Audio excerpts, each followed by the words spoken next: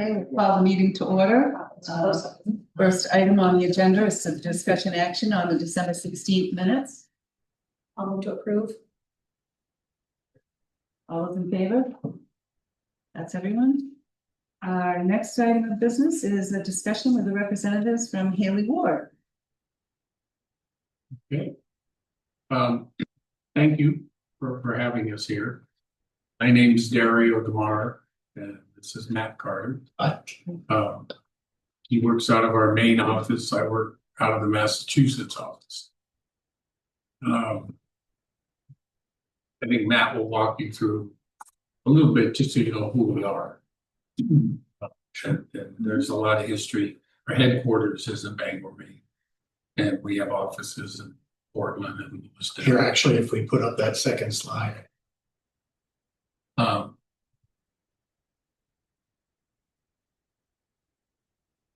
gonna keep talking. I'll push the slide up. If that's all right. So I'm gonna need to screen share too. You've done several projects for us as a town already. Yes. Pardon? Haley has done the bulk of Yes. our engineering, so we know. Okay. Yeah, we like, I'm just saying, I know that every time I have to approve something on the select board, I always say Haley Board right there, so Right. we've used you several times. So that's good. And there's what you haven't used, which is why we're here, is the architecture division for him, which I lead. There you go. So the stuff that you used us for mostly was civil. So we have a lot of representation here for civil survey, environmental site. And that's what we were doing here. I think putting a road into the park. But I'll speak about just so at a high level real quick so people know. So Haley Ward is we're a consulting engineering firm. We've been in business for 48 years. We have lots of different services that we provide. Architecture, interior design, the various kinds of engineering, all the different flavors of engineering, mechanical, electrical, plumbing, civil, structural. We also have environmental services as well. We're an ESOP. Oops, it went away. Sorry. Yep. We're an ESOP. Everybody at our firm is also an owner. So there are 280 employee owners at our firm. We are growing, and we think that's because while at the same time as we're a large firm, we're also a small firm. So we're involved in lots of local communities here in Maine. As Dario was saying, we started in Maine, and we have a lot of experience with the various construction activities that go on in Maine and how that's all approved and those sorts of things. So that's in a nutshell who we are. We're, like I said, a consulting engineering firm. We provide many different services for just about any kind of project that you might want to do, including libraries. And that's where I think we were recommended by Brad Barron, who we've done a lot of work for his company as well in Massachusetts, where Milton Cat is headquartered. Mm-hmm. So he was very comfortable with, how we could not only do a good design architecturally, but pay attention to the budget, because a lot of firms want the building to look terrific and to get in the magazine, and then it doesn't matter who pays for it. So it's a balancing act between, high quality, making it look good. In a lot of cases, it can look really nice, but it doesn't have to cost that. And currently, we're working on four libraries? 4 libraries right now. So it's not, we've done our homework, we've read the books. I don't know if we want to say, so we are working on the Orono Public Library. We're working on a new library for Patton, Maine. We just put out to bid renovation for the Caribou Public Library. And then, we're helping you as well, so those are the projects. So that's good. Well, and a big thing is gonna be what you guys want, not what we want. Um, we won't yes you to death if we think it's wrong, we'll tell you. It's ultimately your call. And your control of the budget and everything. And we can go through the list of things that we're gonna do, but one of the things that hit me, which is very subjective, was when we look at the aesthetics, and stately was the word.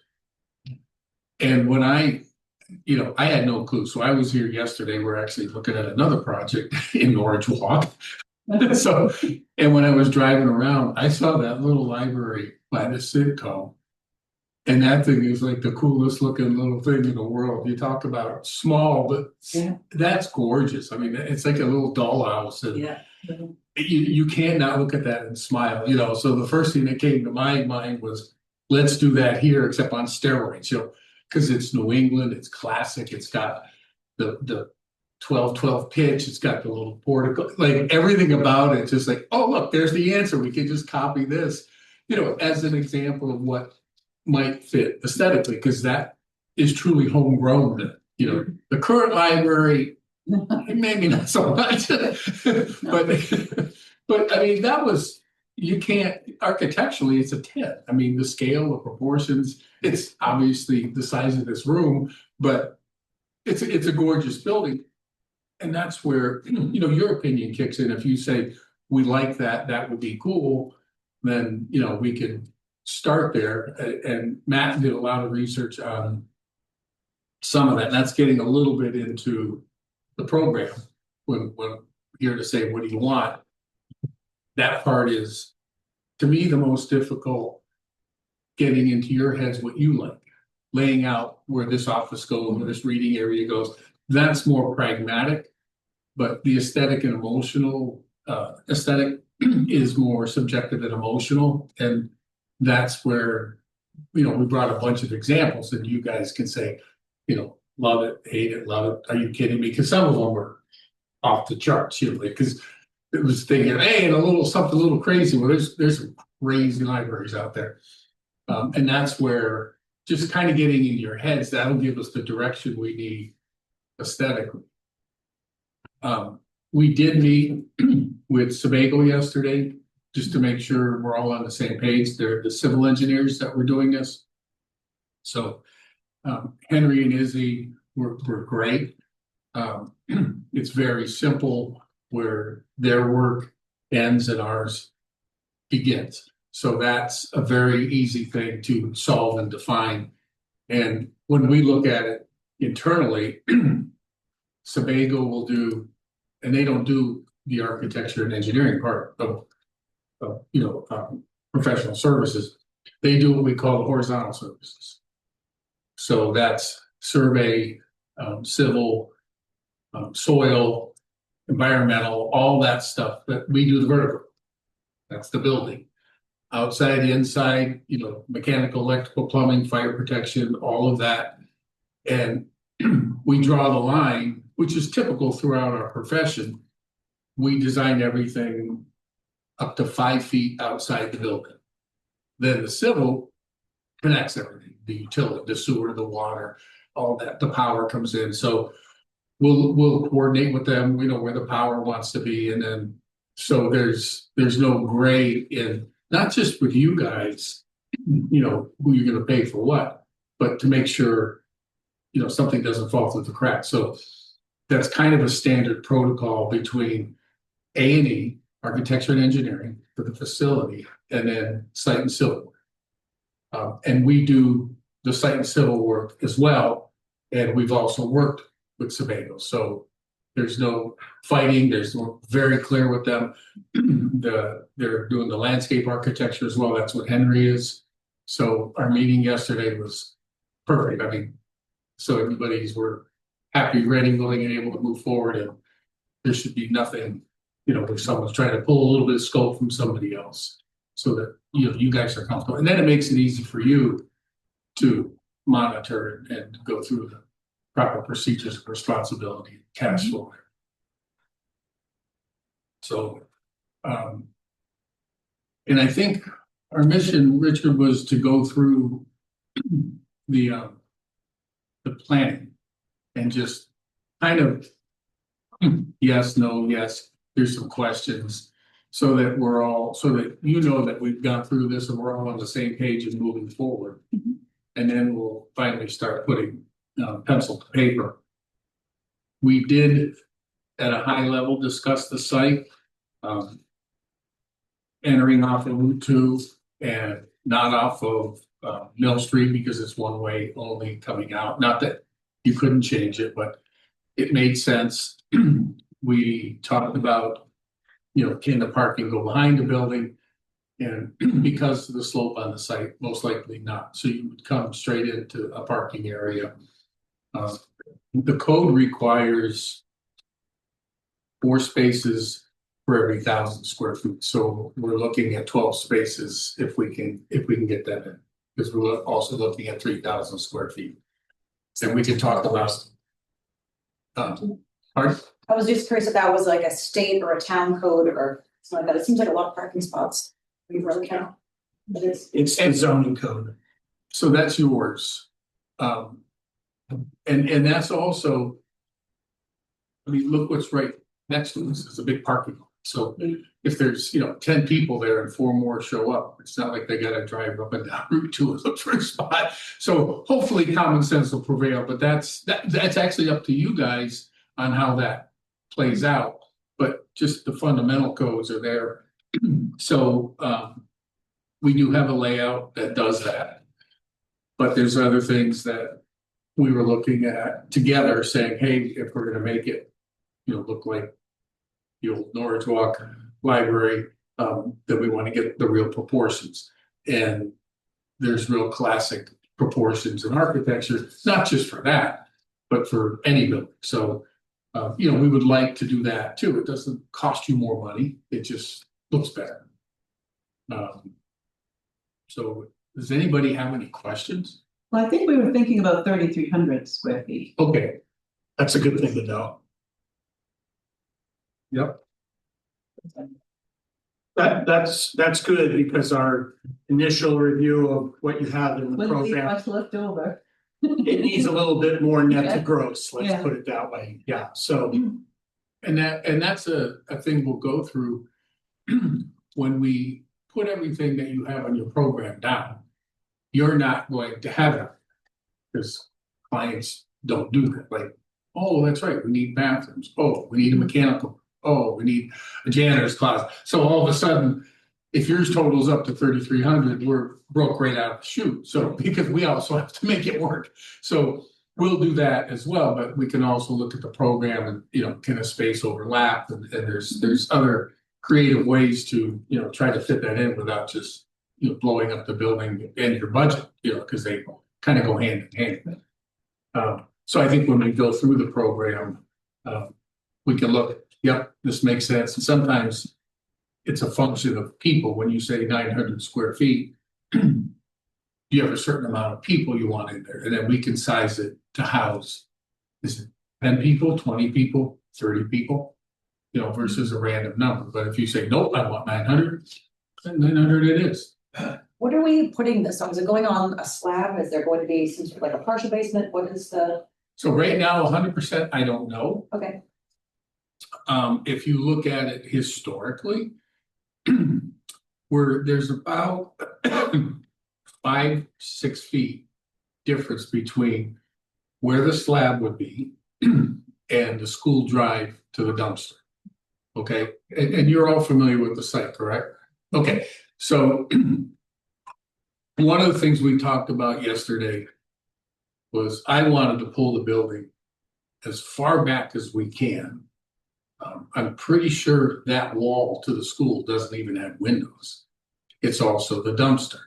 So I'm going to put a zoning code regulation of a 10-foot setback so that the garbage people have a better view of the grass. Like, it's different with the neighbor where you have a residential person, you honor those because you respect the house next door, but there's no disrespect to the dumpsters if we stole a little space there, because everybody wins. We get a better front yard, we do, you know, and that's the stuff that we would look at with, I would call it common sense. And say, can we steal a couple extra feet? But at that point, there's a retaining wall back there. And when you talk about a basement, then we have to go down, you know, at least 3 or 4 more feet and get down to the basement. So intuitively, it'll be based on your budget. And if the basement's not affordable, we won't, and basement's cheap space, but it's still, It's not free space. it's 3,000 square feet times, you know, $80. So then you're saying, okay, well, maybe we can't afford that. Sometimes long term, boy, it really makes sense because you don't have a second chance to put in a basement if you have requirements for storage. And that's, you know, decisions you guys will have to make. We'll lay them out there so you understand them, and then you make informed decisions and we move forward. So there's nothing there that we wouldn't do. Intuitively, what I was thinking historically, and it doesn't matter if it's, you know, the red Norristown Library, but anything historically typically is founded on a plinth.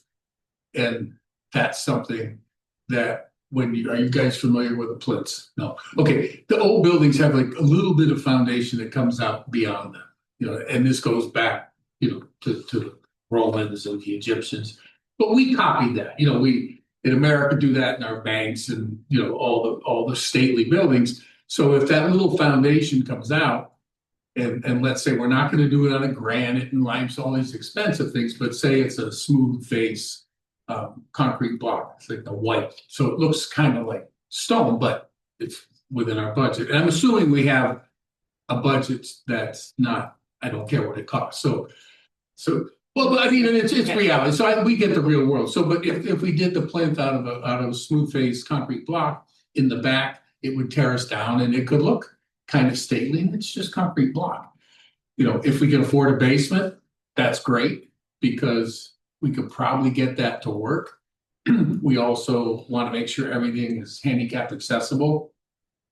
And to Sebago's credit, they're also doing handicap and universal, which was a big deal, you know, because that's, you familiar with universal design? So universal design, the biggest difference that you guys would notice is with handicap, the minimum ramp, if you will, is 1 inch per foot or 8.3% slope. Universal is 5% or less. Then by code, federal, state, local, it's considered flat. If it's flat, we don't need the grab rails, the hair, it doesn't look like hospital institution. It looks nice, it looks normal. So we looked at the grading to say, can we get it so people can walk from Route 2 to the back universal and be able to enter the building? Then there are no ramps, there are no special entries. And also mentally, it's a big deal where, okay, you people with your problems, you go in over there and us normal people go here. So socially, it's a big deal too. So now everybody's just using the same entrance. It doesn't cost you more. And these guys were thinking that way, and I was really psyched. The meeting we had yesterday was great because there was nothing we weren't aligned with. So it was, and they were trying to do it, and it's just doing the right thing, but it doesn't have to cost you. So now, you know, it just makes everybody's job easier, including theirs, you know, the fight, because they're not having to go upstairs and how do you zigzag up, you know, all that's, you just walk in the building. So the front, normally, years ago, the front might be up 3 or 4 feet with the monumental stairs. Well, we're not going to do that, but the front can have a beautiful overhanging porch that's only up 1 stair, and then it slopes up on the side, and you don't even realize, you know, it's raised 6 inches, but there's no ramp, and everybody comes in the front door. And that's where that would go flat all the way back, and then we've got that, you know, the change in the topography there. It's not drastic. It's like too much to make it flat, not quite enough for a basement, but if we do basement, we might even raise the front up another foot to make the basement more accessible. Not accessible handicap, because that could be storage. That doesn't have to be, you know, wheelchair. If it's a work thing where the work requirement is you have to be able to, you know, push a wheelbarrow, use a shovel and stack shelves, then it doesn't necessarily have to be handicap accessible. That was a lot. Does that all make sense so far? Yes. Okay. Are there any other questions? I mean, then we could go through this. Which is just your programming document. You guys call it Which is, library. that's now up on the screen, so that's the same thing as the programming. Oh, perfect. Yeah. Yeah, that's the stuff that we've already sort of aligned on, I'm assuming. I think we're all eager just to see what it looks like. Oh, we didn't draw anything. Oh, okay. Oh, I thought I I didn't know that. Yeah, no, This is kickoff meeting. this is kickoff. Okay, so we don't know what we want yet. Yeah, well, that's the whole thing. So you've made this document about what you want, well, we had questions, so. So Yeah. this document was developed by trustees Of the a year ago, Yeah. more than a year ago. Can we Just just swap try. it to the other screen? I don't need to be able to change the slides, you can do that. Say that again? In other words, I think you've set it up so you've shared your screen so I can change the slides, but I don't need to do that, and we could get it on the big screen, full size. Okay. Did you print these out? I might be, do If you have, want. maybe we have a copy of that. It's Yeah, you guys sent. gonna be a lot of effort. We have a copy of it. You will have, you should have a copy of it. It's called library planning. The slides, you know, Planning. That's what we do. And looks like. Yeah. What I'm trying to do is I'm trying to accommodate everybody in the room and then the folks online. I will run you off a copy of this presentation. The building committee was going to be through. Oh. It's a chat. Thinking of them. I'm supposed to bring my own folder with me. You guys sent these. Yeah. Oh, that's much better. Thank you.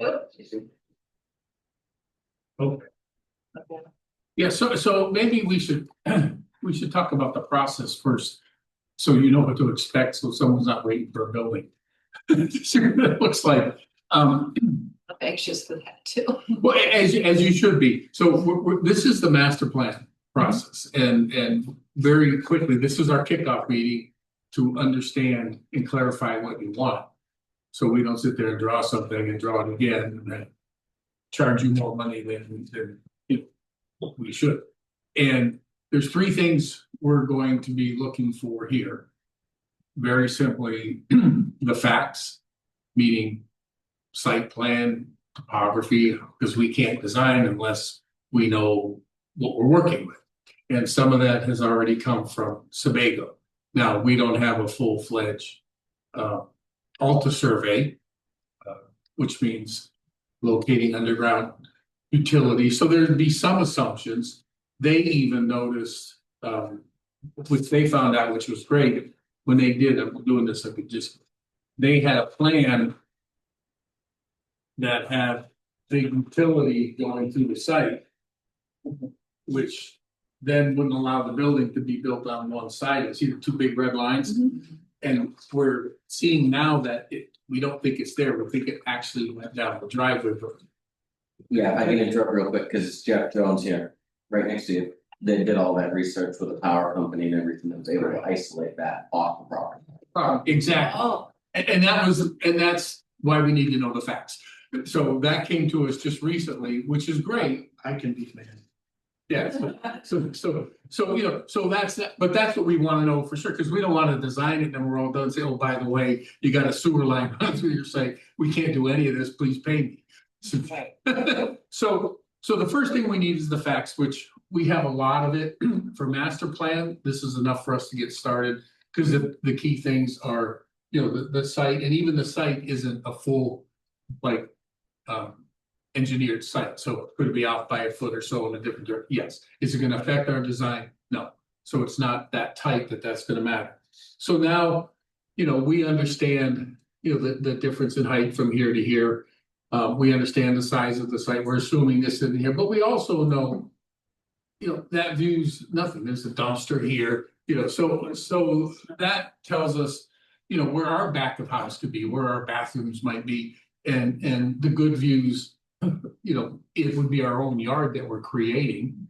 And then, you know, with some vegetation, which they're doing, so that looking here or here is still nice. And next door, we could do something with some plants or fencing, but the back is, the one view we really don't want.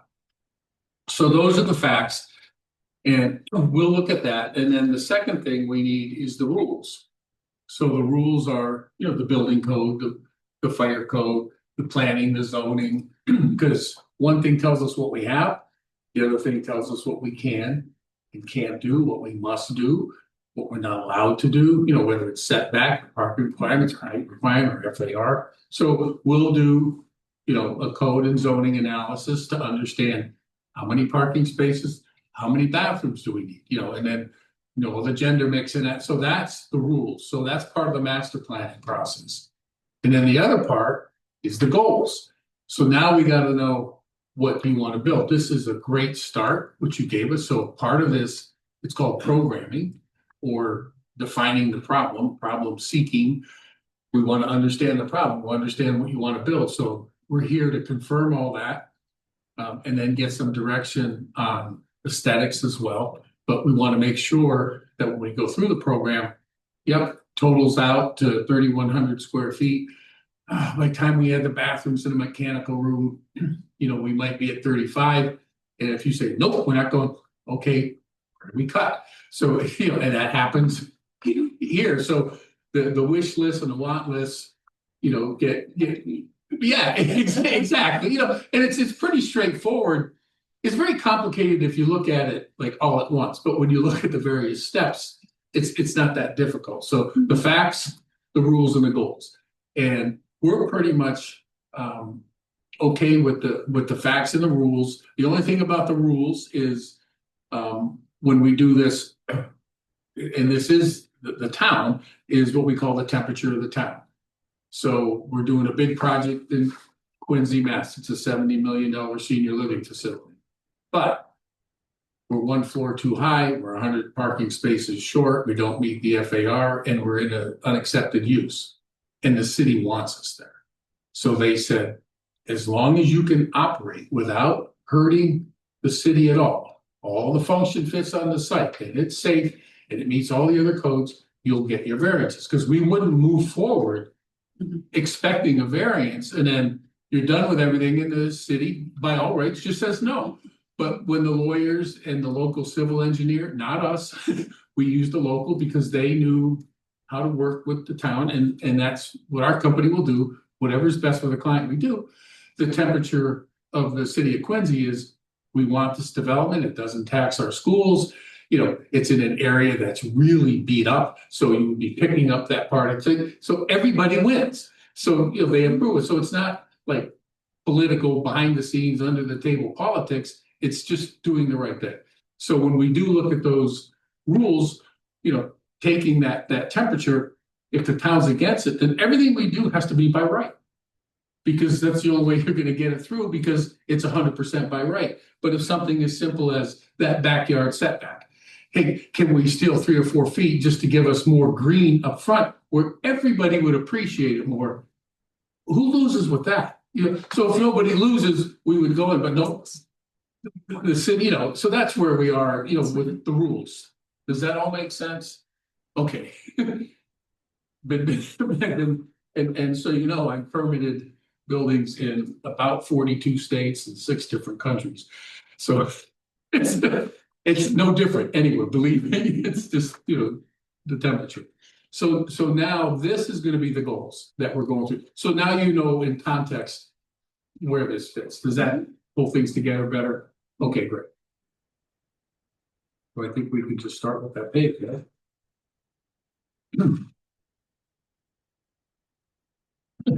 Yeah, so ground level for sure. I'm going ground level entry desired, preferably all on one floor. So the preferably all on one floor is again another code thing. If we do, and I'm going to throw out the problem, if we do the beautiful 12-12 pitch, and this building is 40 feet wide, we can have a pretty high ceiling space. It could accommodate a second floor, but now we're talking elevators. And then that's talking money. So that's a big decision that we can quantify for you. The footprint can be smaller, but if we had a space upstairs, then since it's public space, it has to be totally accessible. So it may make us have more of an Acropolis pitch, which is still very formal, but not build that space and not be able to utilize it. The high ceiling is incredibly appealing aesthetically when you walk inside, the wow factors and everything. But, you know, we were talking, can we even get like a little mezzanine, you know, just something where, and, you know, Meanie Matt said no. Because he knows the goes better than that. Yeah, I mean, there's the possibility of the problem will be, and it depends on, and this is a good question, is who actually, does the town own the library? Or will right, so if you're, that makes it in terms of the accessibility code that anytime you have a second level, you're gonna need an elevator. If it was privately owned in some way or owned by a foundation, then you wouldn't necessarily have to have an elevator, but in this case. And foundation owned, what it does there is you have similar uses. So you can't have, even that way, you can't have the pool table upstairs.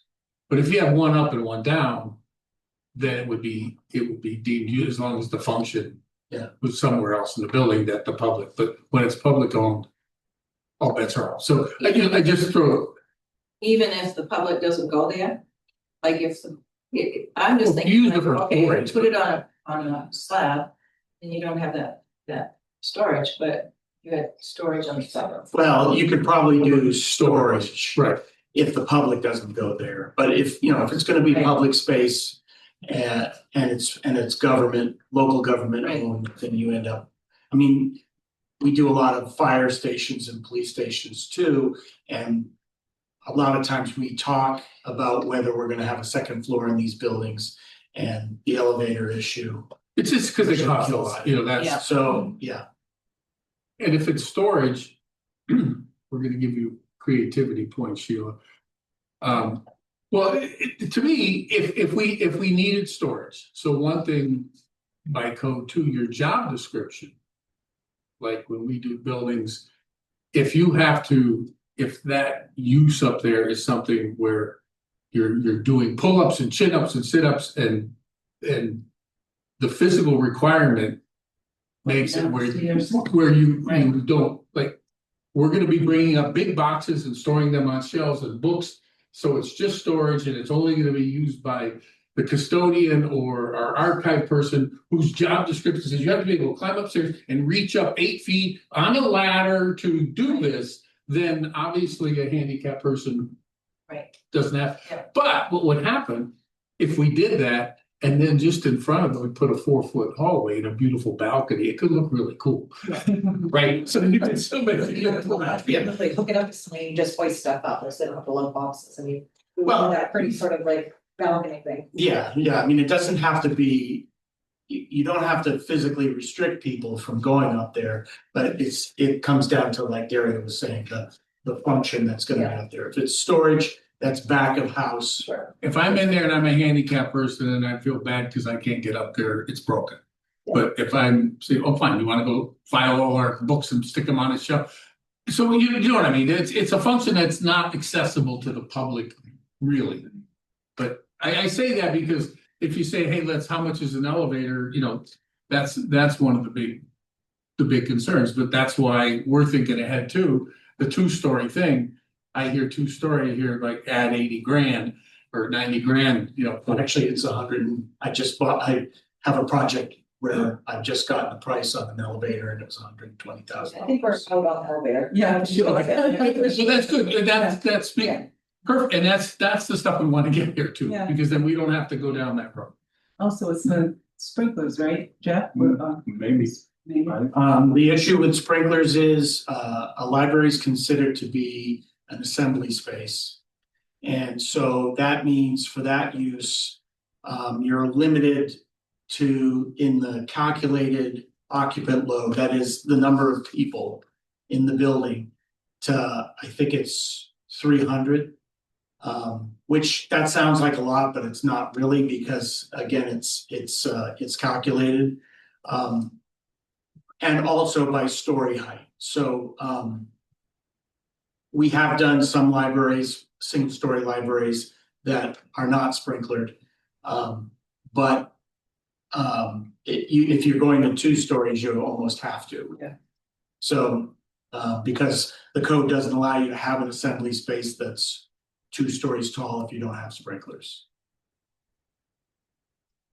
And that's why I'm the destroyer of dreams. Is like cathedral ceiling the same as having a second story that there's actually No. nothing there? Okay, so we could have that pitch for the. You can have a high We can have roof, like the. yeah, yes. High ceiling and that pull down. But what we're talking about is occupiable floor space. So we could have that, you know, the taller High ceiling, we ceiling. have a look from the outside, we wouldn't need the sprinklers. Could that still then allow us to have, you know, a modest storage area that was up high? Or something like that? I think so, I yes. think, I don't, that seems like a. I think so. great way to We not need an elevator, get extra storage, not have to do Yes. sprinklers, not have to do, I feel like that seems like a win. Mhm. And it feels cheaper than a basement for extra I think storage, so too, but. but you probably sometimes.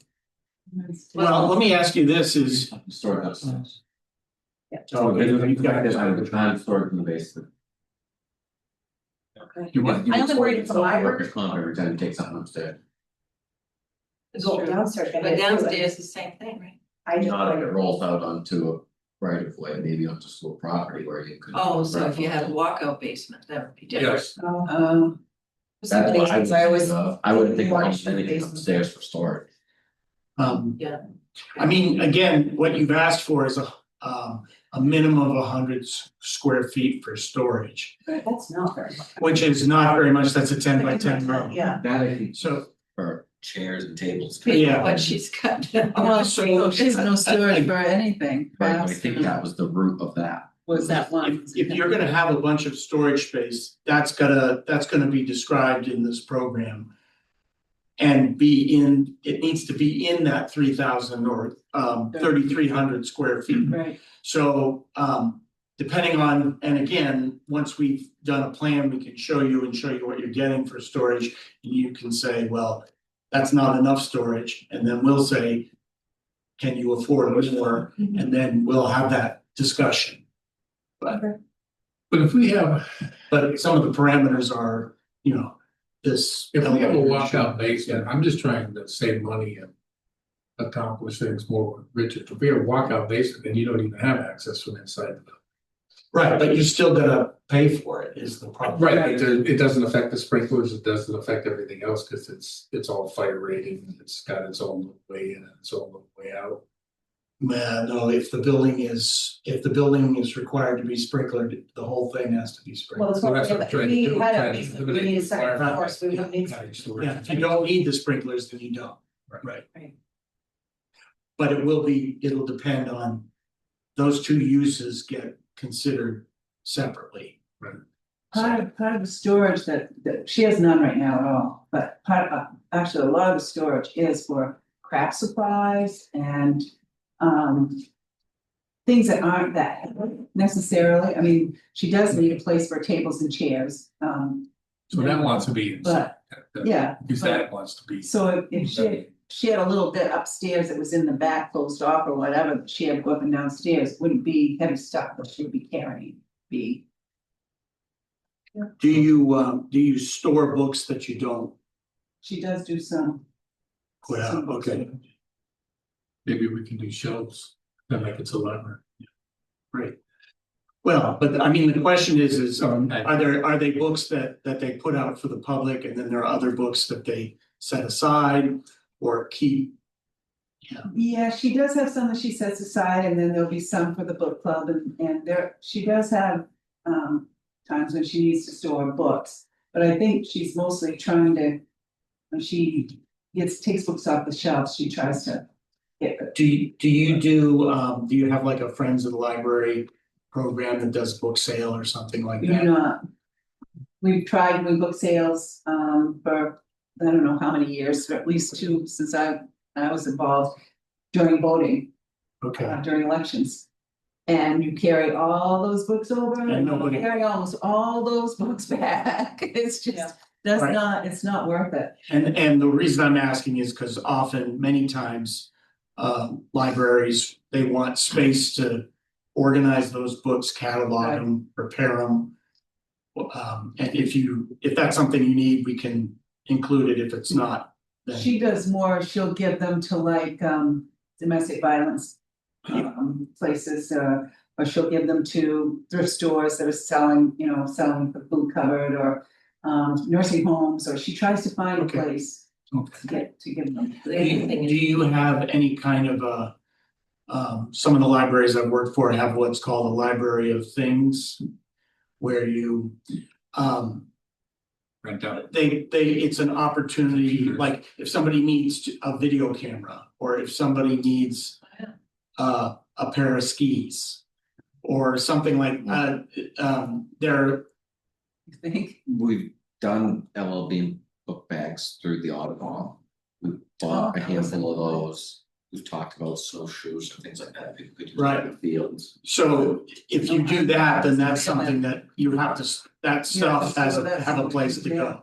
And sometimes on display too, so depending what it is, but. Instead of taking out a Well, book, you're taking out a often- camera. Often it's not all on display because it's too big. Chunky, yeah, but. If it's cool stuff, it gives people a reason to come there, and that activity is. What you're looking for, I hope, just, it becomes a real. All right, well, community. I mean, we have a good idea, I think, of the things you're trying to store. One quick question, how much time do we have? Today. Yeah.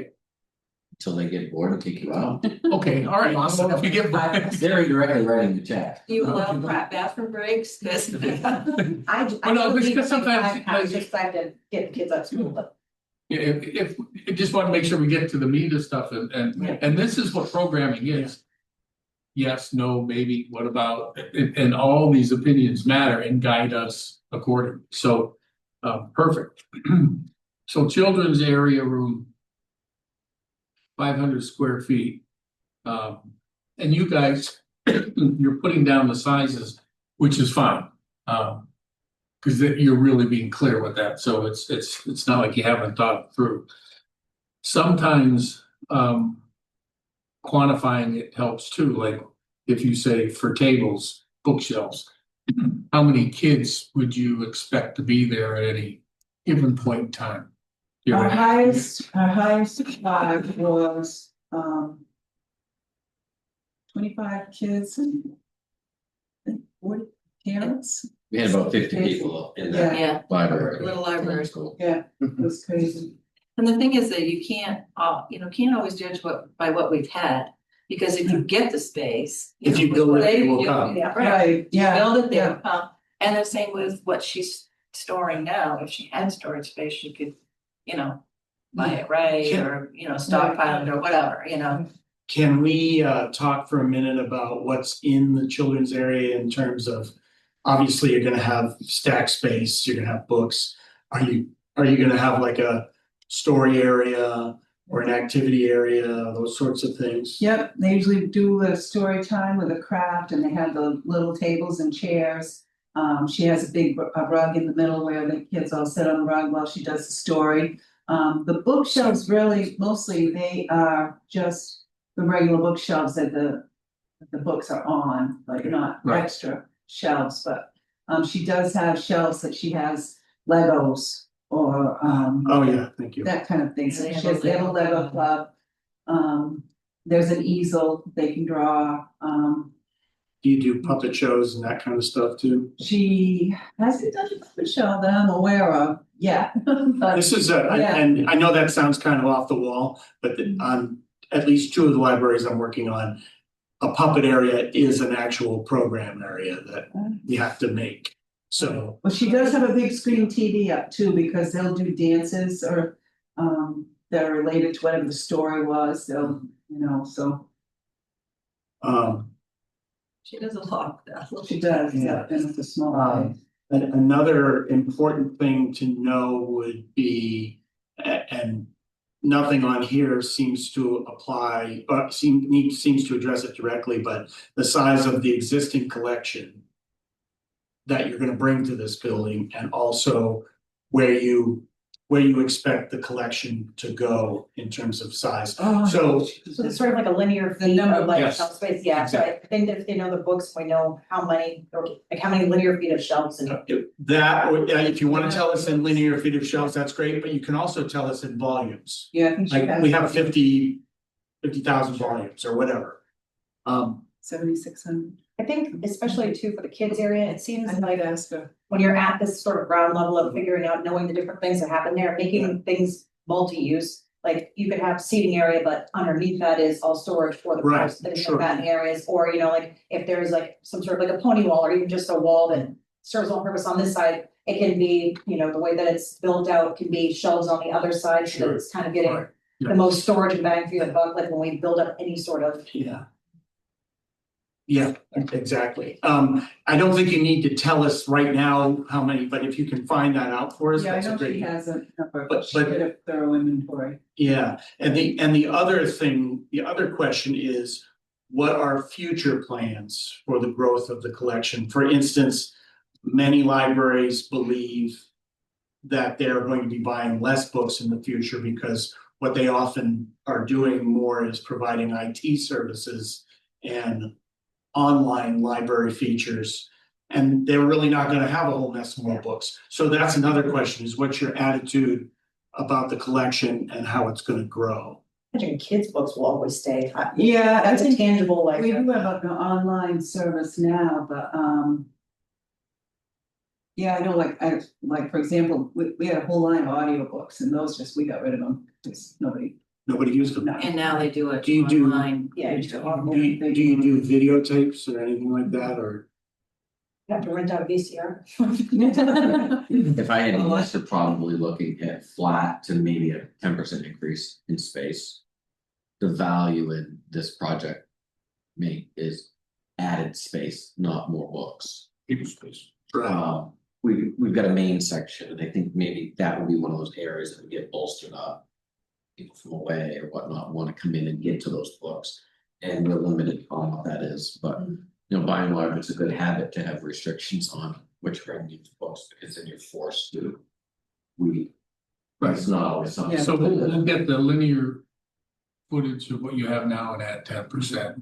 But it gives us a real number, you know, Yeah. and when you look at it, you're like, oh my God, that's too much, oh my God, that's not enough on the first round.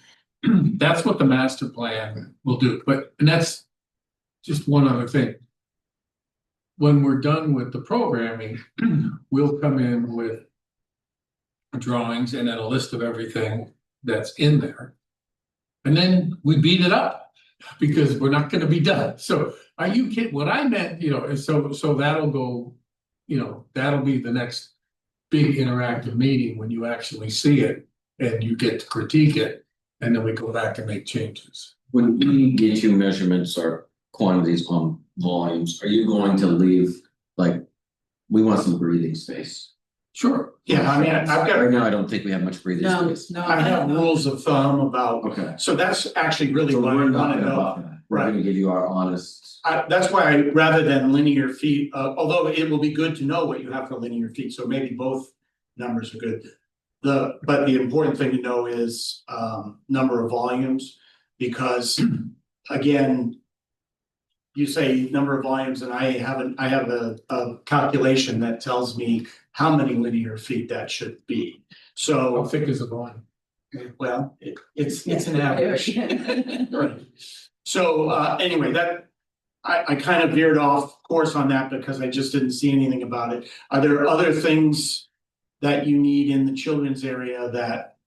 Sink I saw, so that's. Don't say, yeah, a low sink. Sink. So you're actually gonna do art projects in there, you're not gonna have a separate room for that? No, that would be where that project's being done, would be in the children's room, and yeah, and they do, I mean, it gets messy sometimes, for sure. Yeah.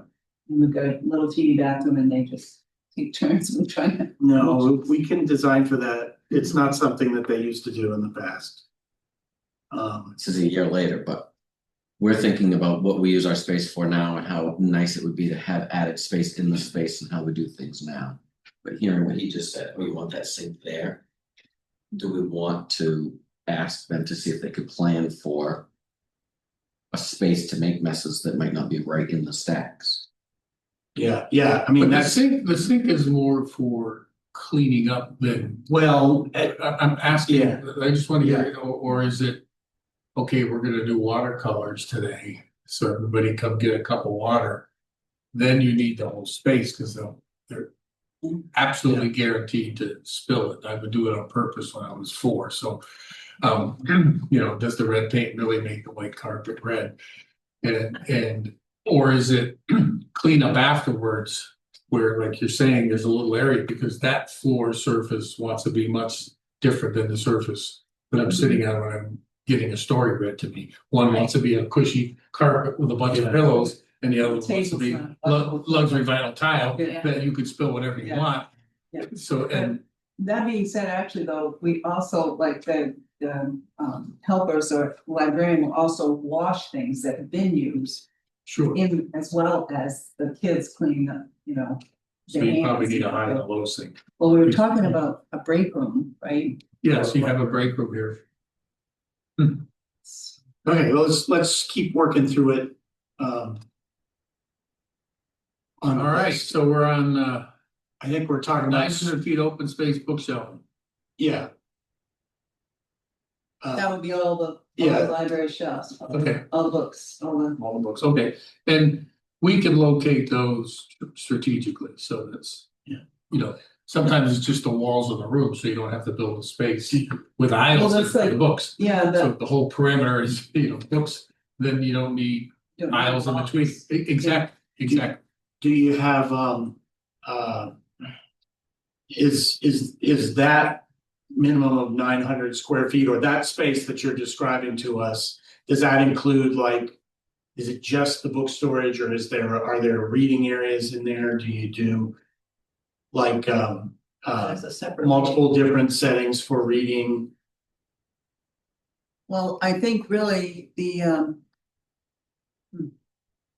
Well, there's a sitting and reading area. there's supposed to be a sitting Okay, reading yeah, area. I see. Oh, over here, yeah, sitting reading comfortable Okay. space with just like that. Yep, thanks. Yeah, so. Yeah, so, and that's a big deal, because that 900 square feet may be a great spot to save area. Mhm. Because if we were to put shelves along that wall, you got a 1-foot shelf and a 42-inch space, and then 2 shelves back to back and a 42-inch. All those 42-inch spaces, we put those shelves all around here. Mhm. The space in front of it is the Yeah, same space that we're space, using to right. get to the table. Yeah, Yeah, So all of a sudden, the 900 square feet goes to 500 square feet, but we still get the lineal square feet. That's where, you know, it can overlap. we'll figure it out so that we're not having to build extra circulation space and, you know, Mhm. because the old aisles is old fashioned and I think open. And a lot of people like to sit, the adults, they'll go in there, just want a cup of coffee and sit on their laptop and relax, you know, just to get away. So we have a couch and a couple of chairs now, and people come in and just sit Yeah, and read. my daughter does that still. She lives in New York City and she goes to the library to study and read and take a break. Yeah. Just, And the same with the it's a great circulation, hangout spot for people. the same with the circulation desk, that can be Yep. in that area as well. yeah, actually, let's talk about that too, because how big are we talking about? Is it, how many workstations are at the circulation desk? Right now, there's only one. Would there ever be 2? I might see the funding for that happening. Well, if you have yeah, but if you have Well, if you have a volunteers that come volunteer. in Yeah, and work, you know, you ought to have enough room for people to maybe have it somewhere where you could expand it when you needed to, you know, have more room for. Well, I know she can use more space than she has right now in that, on that, because she has to, wrap books, new ones that come in, and she catalogs them, and, a lot of stuff, she really doesn't have a workspace for that kind of thing. Her circulation desk is basically a little bit more than this, and it's all, so it's gonna have checkout area and it's gonna have work area. yeah. Does the work area have to be at the I checkout? don't think we want the work area there. No. We wanna pull out all the Yeah. storage and stuff, I mean, it's cluster in there, and will Yeah. continue to be, we want a space that. Properly So hidden, that, yeah, that's a room But that's she'd have to not, be able to see when people come in and whatnot. that's a room that's not on here is like a workroom Right, and maybe that dovetails with supply storage, where you've got your book wraps or whatever we call them, covers. Dust covers, things like that, and that could It could just go be an with that, accessible but table. at when some we point. initially talked about circulation, was the idea that maybe the circulation desk could improve with some sort of an eye pull. And I think that would be difficult if you would plan it for workstation for one, Mm. but valid point with volunteers to. It might work too if it's, if it goes both ways. In a weird way, your reception area, when you come in on the left, let's say, Christine, I'll get a prize for that. If Christine's sitting there at a work desk, but if, as I'm looking at her in your lobby, to the right of her, there's a wall with books, but then there's a work surface. So that she scooches over 3 feet and all the ugly stuff is there, yet she still has control of the in and out at the same time. Right, where there's only one person there. That's the at a point. time. You don't want her to be off in the storage room somewhere working. Someone's stealing books. Well, or just, she doesn't know who's coming in or who is even in there. So that may be a cool way to have it open yet Yeah. semi-hidden, so she could be there and still see, but we, the public, can't see the mess. So this is actually coming back to another question, which is how many? Is the intention that the whole building is run by one person? Or is it run by two? Or is it run by volunteers? I don't know. It's gonna be run by one person with maybe additional part-time support of volunteers. I think once you build it, they will come and you'll see people want to come in and volunteer. She's got volunteers that we just don't hear about. Oh, yeah, she That does. help with these programs and Yeah. things like that. All So right, I think more people will want to spend more time there. She has 3 Because it becomes a steady volunteers. better space, a cleaner space, space where you don't feel like you're like this. does the librarian need to have a private office in here? No, okay. Again, I'm asking about things I don't see in here.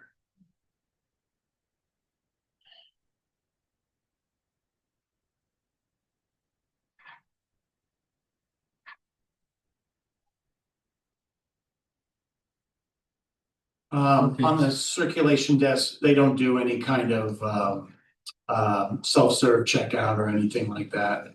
Really don't need it. Okay, So the bathroom, we're gonna have to do by code, not by what you want. It's gonna be, ADA. it'll be. Pardon? I'm sure it's gonna be It'll ADA. be ADA, but the quantity and type will be driven by code. It's based on occupancy. Right. Can't the planning board supersede that? We don't want to, I think one is a silly request anyway, because if you put. Yeah. Yeah. Think about your rack toilets for a weekend, we give them 4. We want one toilet, just to spread the use, I think, if not. Me- here's another question is, how do you want them configured? Some libraries, I'm working on one library where they want sort of traditional male and female. And they each have 3 or 4 fixtures depending on, that's a bigger library, but. I have another library I'm working on where they want every bathroom in the building to be like a family bathroom. So that anybody can use it that's lockable. I think having it that way, then you could have a changing table in there, because I'm assuming there's gonna be smaller kids or like younger siblings. Having 2 of those that are private individuals, I think would be. So and the question is the quantity required by controlled by Norridgewock versus the state? And I think the answer is the state. I don't think you can take a variance. Yeah, well, it's actually handled by the local code officer. So But they're enforcing state codes. right, but if you want latitude, you talk to the local guy. You don't talk to the state fire marshal because he doesn't care. So. That's. Yeah. So it's a state code, and all codes are vetoable by the local people. Yeah. And usually to make it more restrictive, not always less restrictive. He can't say, oh, you can put in 1 hour firewalls instead of 2. Expensive. Pardon? I think we'll be doing it to make it less expensive. Well, I understand. 5 bathrooms, but I'd be like, no, we don't. That's nice, no. 2 Right. good. We don't make a habit of. cutting points to save money. In bathrooms, I think something like that, are we gonna have more days that it's We might open? take that when we don't say. Okay, what about like what they're doing in some places now is they'll have, you know, like the bathroom stalls.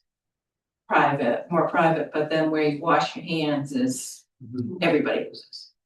Does that save space or? It can, actually, I have a library where we're doing that too. And I will say it's, right now it's popular, but not liked by all. Yeah, I think what we Some found people in like all it. buildings. And we do a lot of this with schools, you know, boys, girls, male, female teachers, is we just have bathrooms called bathroom. And there's a lock on it. And then all those words go away. And you just write bathroom and anybody can use it. When you're in there, you lock it. Those tend to be like the most flexible because at Dana Hall, it's an all-girls school. Full code says I gotta have 50% boys, but it's an all-girls school. Like, you can use the boys' bathroom for storage because you have a couple for the faculty. So then if we make them all neutral, then the girls proportionally can now use all the bathrooms. You know, and a lot of the places they have private stalls and public sinks. You know, and I've done that because I go to a lot of theater, but it's always awkward when I'm washing my face and you're putting on your mascara and you're doing something else. It's just, I'm old fashioned. It's see high heels next to me, but it's so the private ones work. I mean, because nobody complains. And again, you just say bathroom and you don't call out the sex, you know, and the code will say sometimes you have to have male, female, but then any of the surplus you can do. so what about, So what does our code say that we would have to have for the size? I don't know, it's basically. Yeah, it's based on the occupant load, so until we know the full size of the building and we can calculate the number of calculated occupants, not necessarily how many occupants you and I feel are gonna be in there, it's based on math. And sometimes it is overkill. Yeah, and it can be, and that's when you go to the local code guy and say, Yes. this is overkill, can you help us out? Yeah, we've had places where, you know, they wanted 60 bathrooms and we put in 20 and it was still more than they needed. Because some of the codes are weird, the plumbing codes. Yeah. Which is what dictates. that. Yeah, and in fact, Maine's code is a little more aggressive than some others. Is it? It is. Yeah. And it's all based on what could be the capacity, not like, they're gonna have big events. maybe. Yeah, well, It's a here's the good thing idea, is, right? imagine you've got 100 square foot room. Right. And you know there's gonna be one person in there. But the rate is, one person per 7 square feet. You're gonna take it and divide it by 7, and that's the number you've gotta use. So, again, a lot of people are surprised by that, but it's not. Often over the whole building, it can be actually produce the right amount of fixtures, Makes but it sense. just depends. But it's Well, the code, that's it's the rule of thumb, you gotta use your brain And Jeff, that's one of those things where you guys, if the code says this and you want to make it smaller, that goes back to, do you build the church for Easter Sunday? You know, if you have 2 or 3 events a year, you want to say, okay, you gotta wait, just like in a movie theater. Yeah. You gotta wait when the play. 2 shows? Yeah, when they have the break in the middle, everybody goes to the bathroom, so you have to wait, otherwise they'd have to put in 300 bathrooms for that 10-minute break. So, and that's where you guys get to make that call, so we'll point it out, we'll say, here's the code, here's what we're recommending. And then if you want enough bathrooms for Easter Sunday, when you don't have to wait, you'll have 10 times more than any other church. But you won't have to wait, so that's, Right. and that's where common sense kicks in and you guys, can control that. And obviously we'll recommend, we're not gonna do something that we think will be broken. And we just don't do that. We recommend, but if you have 40 of those a year, well, then that becomes the standard operating procedure and you want to be able to handle I don't see any problem. So are there any rules about having a changing station? No, not really. Well, I take that back. No, there are rules and that happened when people started only putting the changing station in the women's bathroom. Right. So, and, you know, If it's a Many- bathroom, we just if- put the Yeah. changing right. station and And call it. I mean, when my kids were little, I changed plenty of diapers. I needed a changing station and sometimes I didn't have it. So, Well, they shouldn't, Thank you know, I mean, I'm just thinking about who's gonna be coming, you know, it's gonna be, you know, hopefully women with little kids and. Well, yeah, They're gonna be even babies, now, you they- know. Yeah, they do bring babies to Yeah. story time when they, So what do the you do older with the child ones is at that story are- time. Well, the good thing about a changing station is They it's, don't take up much. they don't space. take up space, they don't cost a lot. It's not like a whole new bathroom with all the plumbing fixtures. and yeah, A it's changing just usually station on the is walls. 3 feet on the Yeah. wall Like, you know, and if it it's spills sunny. out in the same spot in front of you. But that We leads can't do to, it. that leads to another question, and maybe you can tell me how it is when a bunch of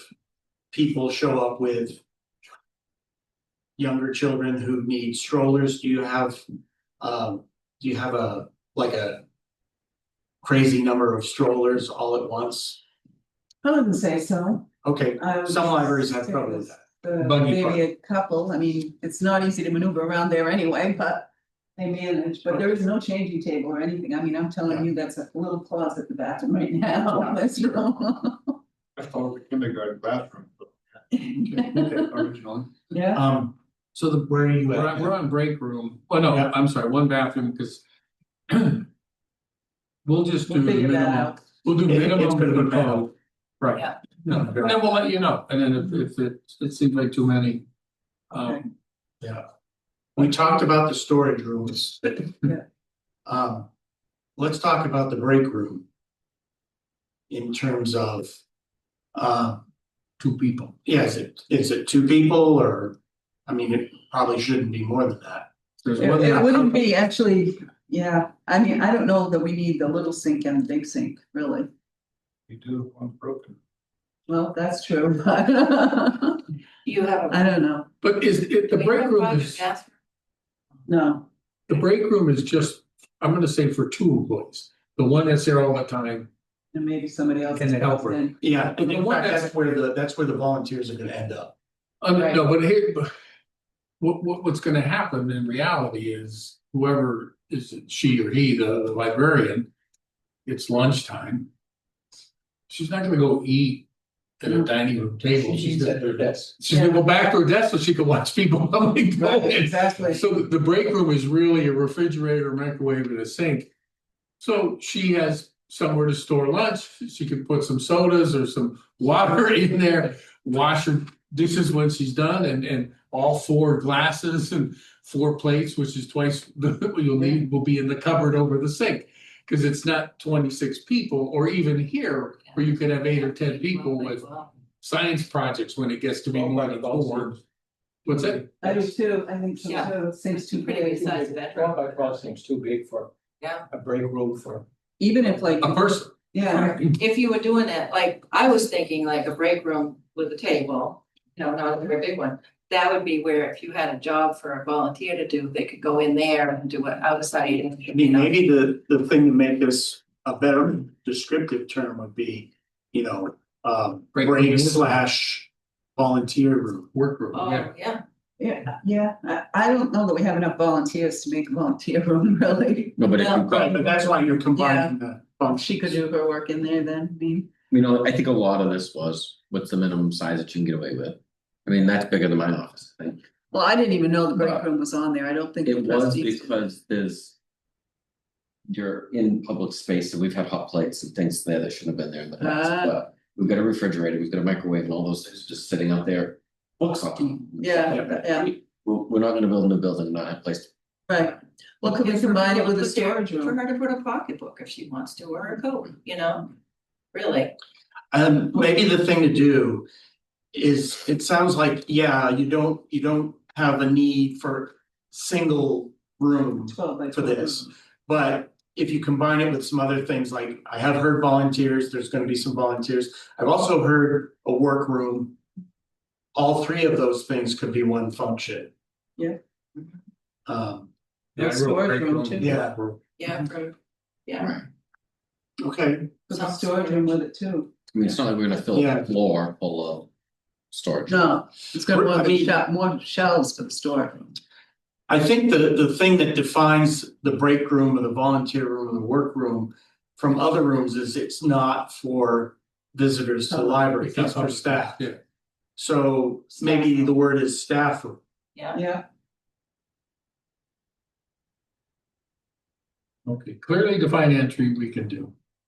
I hope, Yeah, um. okay, you need it.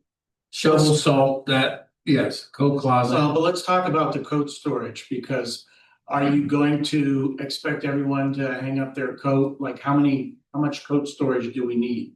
well, at a good story time or average story time, she can have 10 kids there. Alright, but another thing is, when I go to church. It used to be, my church that I go to has a coat room.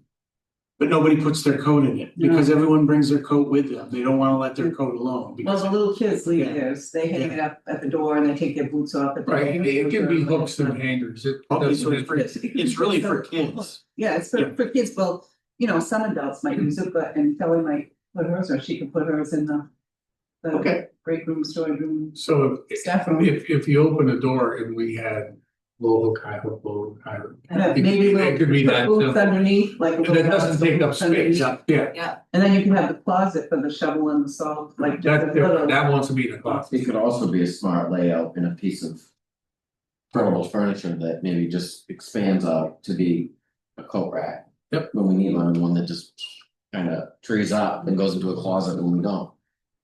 Or it just becomes smaller when you don't need a lot. Right, cause if. I always say the hooks because they take up no space, Right. the hanger, Yeah, that's for, the hook doesn't the take rear- it. Oh, Right. kids And aren't you gonna have- put their coats on hangers. Right. well, that's my point, so you do the high and low, we do that in schools all the time. Yeah. And they're zigzag and you just put a bunch of, Yeah. it's a nice wood background with just the hangers and Yeah, that's everybody it. hangs their coat high, low, high, low, high, low, and if there's nobody there, then it's taking up no space. Yeah. So, but it's still, on the wall. it's not a closet. And you don't care if it's seen, because a lot of times people don't want the coats hidden anymore because people steal. So if they're hanging on the wall, the minute you walk in and it's just a nice finished surface with a bunch of hooks, you can have 40 hooks and it still doesn't have to take up space. Yeah, it's gonna come with a backpack. And a bench where you sit down Yeah, place to sit Tuck your down. boots and on put your your feet. boots on or off and that's it. And Yeah. and that's, but then it's like your mudroom in your house in a weird way. Really. Right, because that's how I think these function now, unless you have someone monitoring the coat room. Yeah. Because people do take stuff, unfortunately. Okay. I use that library a fair amount, at least once a week, oftentimes twice a week. And I rarely go in there and see more than 2 or 3 people, Yeah, other than when they're doing kid stuff. Right. I mean, otherwise, it's not like you're gonna have 12 or 15 people in there at any time. I mean, I rarely Right. see people sitting there now reading. They come in, they get a book and they leave. Yeah. yeah, that's why I wrote 10 to 15 kids, I didn't write, Yeah, I mean. And when the kids come in, they're there with, caregiver, parent, whatever. I mean, that doesn't happen all the time. Okay. I mean, so you're looking at, probably what? It's 10%? two story times a month and usually a program a month, so there's 3 activities for sure for kids. Yeah, so you're looking at very small percentage of the use of the library with kids, and the rest of the time it's, there'll be, Adults that are in and sometimes there'll be out. one person at a computer station, and there might be 1 or 2 people in the library, but that doesn't happen very often. Yep. I go in there and Kelly's sitting there by herself. Actually, I said that we're on 2 now, we have homeschool and Lego club, 2, those 2 moments. Yeah. Do you have the situation where kids go to the library after school? Is there like a daycare. No, it's maybe they're. No, actually not like- 15 to 30 minutes between the time that rec might end and mom comes home from work and it's, Right. just make sure the kids. yeah, we it's have not so other much a things. daycare, it's It's a half a dozen. it's do teens or younger kids go there after school? It sounds like not so much. I don't wanna be insensitive, but You started this. I like the idea of making a fun and enjoyable space for kids, but kids. Most people will tell you have a very large space right next door to the library. And it's the adults that go in there, patronize and pay for the library. And so when we talk about these high-low coat hooks, it horrifies you that I might walk into that library and see coat hooks just inside the door. I think that where we need the massive coat, you can always put your coat on a bed at home, right? You can come over and throw them over a chair. When we have maybe function in that community room. And if you had a function in that community room, are they really gonna be using the hooks that are in the library proper maybe? So I'm just the more tactful. I like things like that out of sight, and out of mind, if you're gonna have them at all. Yeah, I'm a coat cleaner or I'm a coat checker. So you want the hooks for the kids' coats in the kids in the Maybe. story time? I mean, I don't know, I walk into school and you see all these dirty boots and then that whole place is salty and muddy and then their coats are strewn around and it just looks awful. yeah, I mean, that's, But you have to take them off when they come in the door, or they're I gonna track get through it, the whole right. thing, but yeah. But just a consideration, because it is just a few times a month out of all of the hours that we're doing. Yeah. yeah. And I think solving that and making a space that solves the problem, but doesn't do what you say, like make it dominate things. Right, That's what we're gonna try to do for you. The real question, the first question is there a need? And so it sounds like there sort of is, but again, you don't wanna like be tripping over it. Yeah. Let's talk about the community room. Is that the room that this, I think you said, you often have an event where there's gonna be or like a children's event or some kind of an event that's 50 people, is that what that's gonna be? Not so much really, that would be more for, well, we do have some adult events. And we have no space to have them, so we use the Grange sometimes, we recently started using them, the fire department has a room in the back. But I think that we would offer it to the town as well. For any events that somebody might wanna host, I mean, like, we do a wreath making event, the library does every year. And we use the Grange for that, we went by the large size of the room, but by saying that there's some way we can separate the room, like I've seen rooms where they'll take and pull a curtain, not a curtain, but Yeah. slide it across to break it into two, but I think we're trying to open it up more for the community, to offer it to that community as well as for ourselves to be able to hold events there rather than have to Right. go someplace else to hold them. So that room, 900 square feet, would support 60 people at 15 square feet per person. That's home for assembly. Yeah, that just seems. I mean, that's like almost twice the size of this room. It is, 18 by it's the 30. same length as this, and it's 14 It's- feet bigger. a lot of these dimensions come from thinking of where things are and what size this room is, or where, how much space do our stacks take up right now? And this room was one of those discussions, because this room is big enough for a normal select board meeting, but. If I put a speed bump in, then this room's not big enough, and then what do? We have to go to school, and I think the library saw an opportunity to. Cover off on some of those areas, as long as we're in this building position that we are. If we size it by people, that's. yeah, so that's, kind of the best. the real question is how big an event are you gonna host in this room? How would be biggest money goes Well, to? I think 60 would be, cover anything the library's had so far, but I as mean, well we're as. gonna get town meeting covered. No, you're never gonna go, So- no, But that's probably a good number. I think so too. So 50 to 60? We talked about, you want this all connected, so you have full access to the library when you go in, but you want this like segregated, so. If I Yeah, wanna that's use it, if I wanna use it on the weekend, I can get the key, go in my own door, you know what I mean, have my private room. And if we do that, then it requires clothes. Yes, Yeah. for sure. But you can, but the thing is, you can work out the building.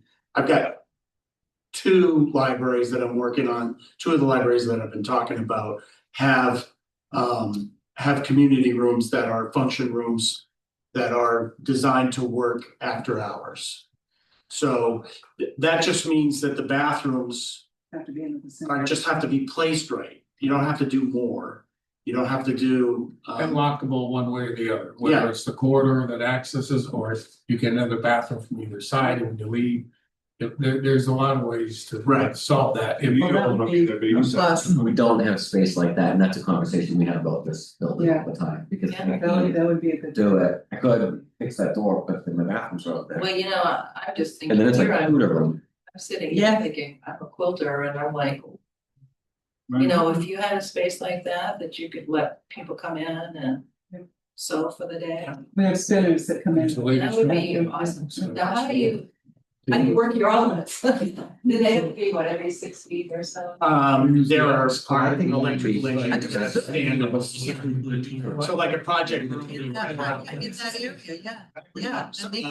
Some spaces it's just Exactly. based on, Yeah. they just provide That's a good enough idea. outlets for housekeeping and that sort of thing. But if you're gonna have, if you tell me you're gonna have a room where people can gather and do projects, I'm gonna put more outlets in, so. Yeah. But- And that would be what you additionally- want if you were gonna be, maybe not necessarily wreath making, but a lot of projects, you gotta have an ironing board or an iron or something. Heated up, Yeah. like hot glue glue or or something, something like that. So, yeah, So, yeah, actually sort of coming back to the thing that we were talking about before, which is that things need to be multi-purpose. I mean, the community room could also be a project room. Do you see what I'm saying? So that you make one room do a bunch of things. yeah. I mean, this program is more about what are the things you want to do, not necessarily what are the rooms you want to have. I think those are kids' projects, we keep that. Yeah. Kids, yeah, but Richard. Well, had- and yeah, I wanna, cause the community room. I also heard, able to divide it in half, which obviously makes sense for more normal functions, not the large functions, otherwise. We're sitting in the corner and the rest of the room can't be used by anybody because we're sitting in the corner. Mhm. So. A demising wall, which normally wants to, the biggest concern people usually have is acoustics. Mhm. It's where maybe I'm practicing for a test or teaching and the other people are, playing a piano, Having a contra dance. whatever, but. So. That stuff it's a big deal on the cost, and the more flexible it is. If we're all gonna come in for any type of a craft meeting or. Sports meeting, hey, we're gonna come in here and play this game or bingo, whatever, then you're talking tables, then you're talking chairs. And then you're talking a big storage room, because it's not that it's a pain, but if you're gonna have a 30 by 30 room, you can get. 20 tables in there and have community events, but now. A storage room. Where do they go when you want to do something? Yeah, we had that in there too, Yeah, that's the last line of that. storage closet for extra tables and chairs, but. But I'm talking real extra tables and chairs if you have a multi-purpose room, where you would set them up like here, 1, 2, 3, 4, 5, 6. We have 8 Right. here, but we also have 6 rows of 8. So all of a sudden, they're not, it's a decent closet, and they're stackable and on wheels, but it's still, a 10 by 10 closet to support it. But It's also a good place to put, if you are gonna have AV capabilities for this room, like a screen like that, like one of these owl things, whatever. That can all be, that you can make a space in that storage room to control that stuff. these guys could have safety meetings, like let's say they have a big meeting and they want to do. A little tutorial that, I mean, there's a lot of That stuff, would be something we'd want too. and that's where. That flexibility, kicks in. So we have to look at it, in a different way, because. I think the more things you can do there, the better it is, because it helps pay for it, when you see the activity. and you can say yes to 15 things versus 4. You may pay 15% more for that room, but you can get 10 more activities. And another thing to think about is, one of the libraries I'm looking at is thinking of using this room specifically as a revenue stream. Right. Because they're gonna rent it. Birthdays, stuff like that. Yeah. Showers. Stop. Richard. Richard had a good idea too. We were talking about a tutor room, and he said that would be good to include that in that Yep. area so that that tutor could come off hours if need be and have access to that. That's an interesting, I haven't had anyone ever ask me for a tutor room that has after hours access. That's cool. That's a neat Well, we're idea. not open all the time either. Yeah, I might argue we're not Yeah. open when we should be, right. but we have to recruit and retain staff, so. Yeah, we're only open 3 days. Saturdays, 4 hours. I think that's enough to get started on that room. The sitting and reading area, are you thinking that's like one big room or? Well, we were is it- talking about putting that back into the 900 square foot open space area. Is it still? Yeah, But you made the area you're talking about accessible, privately accessible, and the tutor can come into that area. too. Yeah, that's what we were saying. Okay, Yeah. sorry. yeah, I mean, the reason I'm asking this question is. Some libraries want it to be subdivided by. Use or like, for instance, especially libraries that have, kids areas and adult areas. Sometimes they want to have a reading area so adults can go in there, can be made to be quiet. Yeah, kids can be. Because, again, we're talking about a 3,000 square foot room. Unless we design, or a 3,000 square foot building, unless we design it right. If you've got loud activity going on in one corner, it's gonna be heard everywhere, so. Right. That's kind of what I'm after. Yeah, really, there's a lot of things that don't have to be contained. Other than maybe the children's area and that the community room with the. With the tutor room so that it can be accessed. When the library is not open. Okay. In the workspace so they can't see her working. Okay, If you have spaces that are accessible when the library is closed, who's gonna have access and how? I mean, Well, it's the same thing at the fire station. You can use their back room and it's. but It's there's, but there's contained. somebody there most of the time. Well, there is, there doesn't have to be. They can let you in and then they come and lock it up. Key. yeah, it also allows you Neighbors, to yeah, zone, even if you. revenue stream. Even if you feel that you need, even if you're gonna do after hours stuff and you still want somebody there. You can, the other advantage to having an after hours area is you zone the building so. That area can be heated to a different temperature or comfort level than the rest of the building. So for instance, after hours, the rest of the library, it moves down to 62 or 58 or whatever you keep it at. But the community room can be at, 68 or 70.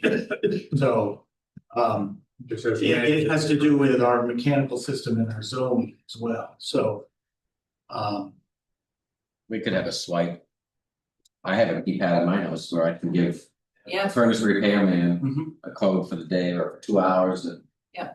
If he comes outside that window, it's not gonna work, but, Well, and you can protect it with cameras, you can, oh yeah, the difference between space that is public space that is.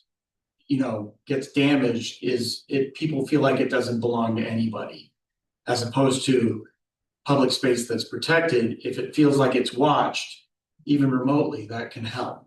Yeah. So that's something to think about. Yeah, that that space is a big deal, and it also, 50 people, we have 12 parking spaces, that's gonna be another Right, consider, you know, so if they can park at the school, that's fine, but it's, Mhm. otherwise they're. Well, we really don't have any parking spaces now. We have supposedly 2 designated Yeah. ones, but nobody, Do Pays people park in the attention. street? Where do they park? they park in that parking lot of the Oh, school. that's right, the very first, yeah. I was wondering about. If there's an event going on. Yeah, forget it if there's an event going on. Okay, I guess, I mean, are there any special features for the tutor room that?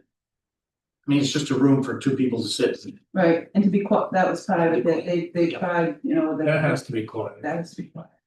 There needs to be, I mean, you think about a library. It's supposed to be quiet, yeah. I mean, that's a big deal. I mean, and that to me says, you know, things like the community room and the kids area.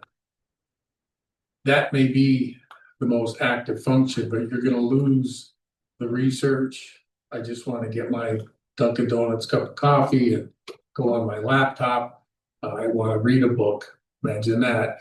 But those quiet spaces are important and I think, you know, we'll figure a way to separate those without cutting it all up. But Another They- thing that we didn't talk about was the technology station. Yeah, well, that's what I was You seeing. said that for 3 to 4 research computers. and yeah. Well, that's what I was thinking, because the libraries we're doing now in a lot of the schools. They're really acting more as, we'll call them gather areas or just personal work areas. It's where the kids want to go to get away from all the racket, get their homework done, take a break, read a book, do some research. And it's really kind of the old core function of a library. Mhm. And that was always because I'm trying to read, I'm trying to study. And I think people still expect that. They don't expect it. You know, the big room with the person running around with the ruler hitting your hand. But they expect some quiet area and the kids are having a blast screaming, that's awesome. But it has to be Separate. acoustically Yeah. separate from So at least a most of small area. And that's where, like, when I looked at your life, all right, I'm gonna explain this too. I had COVID about 5 weeks ago, 6 weeks ago. But the last time I had it, this little cough went on for like 3 months, so you're not gonna catch anything. So just so you can rest at ease, I wouldn't do that to you, okay? But if I'm coughing, don't say, oh my God, now I'm gonna go home and be sick but when we, you know, did these libraries, they were used a lot, but much differently. You're not gonna go in there, you know, looking for your book on the shelf, but you will go in there and sit and study, and sometimes a room where 2 people can, you know, work together and practice for whatever. So I think making, you know, when I see some of those spaces, you know, I see next to them, like computers, I see quiet written right next to it in my head. Yes. It's mostly adults that use those. Yeah. Yeah, no, that's what I'm saying. Yeah. A lot of my daughter's friends do Is that. that- They Too much, Is what too much. 3 to 4. 3 to 4 seems like a lot to me. We Two. have 3 now. Three, right. Yeah. Are they desktop machines? Yeah. Yeah, they're just laptops. They just have a they're shelf just- along the wall. Yeah, it's just a Okay. cable, yeah, You know, and the printer is, Is there a printer? yeah, the printer and Kelly uses, the librarian uses that printer as well. Is it also a copier? Is it a multi? That's top, yeah. Okay, thank you. The thing is, though, with the technology room too, there is usually a fair amount of talking going on. You know, it's not like it's really super quiet necessarily, because when I go in there to use a computer, I gotta have some help, so. Yeah, Kelly, so it's, She's she's always always- have it yeah. near her, the Are librarian. kids using to play games? I don't think so much anymore. I They all have know some we had- devices. Yes, they had a time, I think, when they did, but not so much anymore. It's usually a. Is it cubicles or is it a room? It doesn't have to be a room. Okay, Maybe cubicles would be nice. Right now it's open, like, Okay. just like we're sitting here, open to each other. And maybe it would be good to have it somewhere where it'd be somewhat Accessible- accessible to her. Yeah, to the Near her, librarian. where she's going to be, because she's the one that helps you. Yeah. And prints it, you know, it's her printer, so it prints off and she hands it to you. So, But we also want to be mindful about appropriate use standards for technology. So. Yeah. You're not entitled to privacy necessarily when you're at the library. Yeah. Right? Oh, yeah. Problem in the past, so. Yeah. yeah, that's We one, don't that's want one to- reason a lot of schools are switching to No just cubicles. providing Wi-Fi. And expecting people to bring their own devices. What was the problem? I think here you couldn't do Appropriate that. use A lot of people don't technology. have those. Just don't have them. No, Okay, no, don't we do offer ports. free Wi-Fi in parking lot, Yeah. they can pull up and park Okay. and get our Wi-Fi. So there is There Wi-Fi. is Wi-Fi that they can use from the parking lot, but I They think a always lot of figure a people way that to use use. this, Oh, yeah. they either want copies, or they want something printed, or they want, if they can't, don't have a computer for it. Yeah, right. So here's a big one, and it's, I'm not the library expert, I mean, I've done it, but they've all been mostly at schools, colleges and high schools. The security for kids. Is that up to the parents or up to you guys? I mean, Talking about technologically, Yeah. or, Like when we do schools now, there's not a single room that a person can't look into, so that if an adult's with a child, something, it's less apt to happen because you can see into that room. Well, So we don't have want a windows. technology- Pardon? We don't want a technology room. Right, but I mean, so Talking generally across the all the rooms. it's visibility for child safety, and what we've done. There was a huge, this is a couple years of, and it seems like if we make it open enough, we can do that here. But with schools, I used to put sets together for plays, right? And I told the school I would never be here with one child. Because, you know, your daughter accuses me of something and I did nothing. It doesn't matter if I'm innocent. That's the guy that, you know, said he didn't molest his daughter, you know, so I'm more afraid of kids than they probably are me. So I said, there's two here or I'm out of here, you know, and the big thing came with all the shootings where, okay, we want to conceal the rooms, and the other people said, there's more events of faculty student that, well, we'd rather have the windows than the security from the shooting. I mean, the security, there were two completely different needs. Opposite needs. Yeah, and it was such a pain in the rear to try to figure out. Then we did the whole COVID thing where we could add more airflow and still have the kids in there with laminar flow. So these buildings started to, like, it's whatever happened to the little red schoolhouse, you know. And then now we do toilets, bathrooms, doorless bathrooms. So you have, like at the airport, the zigzag. So now if something's happening, you can at least hear them, and it's more sanitary because you're never touching a door to go in and out of the toilet. You know, your stalls, obviously you did, but a lot of that had to do with security. And if there's a lot of kids, you try not to make a nook or a cranny where they can't be seen. You know, even if you put view lights in a door, just something where it stops someone from even thinking about it because they could get caught. Well, I think, you know, anything you can do like that would definitely be. Yeah, it's a big thing with the schools now, and it was being pulled both directions. It was horrible when the shootings came up, and how do you prevent? I mean, you guys, it was Lewiston, right? Didn't you guys have like an awful hand in Lewiston? Jeez. how do you hide? Yeah. Where do you hide? I think that from the sole worker, the lone worker perspective, it's beneficial to have a line of sight. Yes. So from the library patron perspective, I could see, not wanting to see everybody that walked by if I was actually gonna sit and read a book, or if I was a student that wanted to do homework after. Yeah, but they can see you. Let's say it's a cubicle and you're here.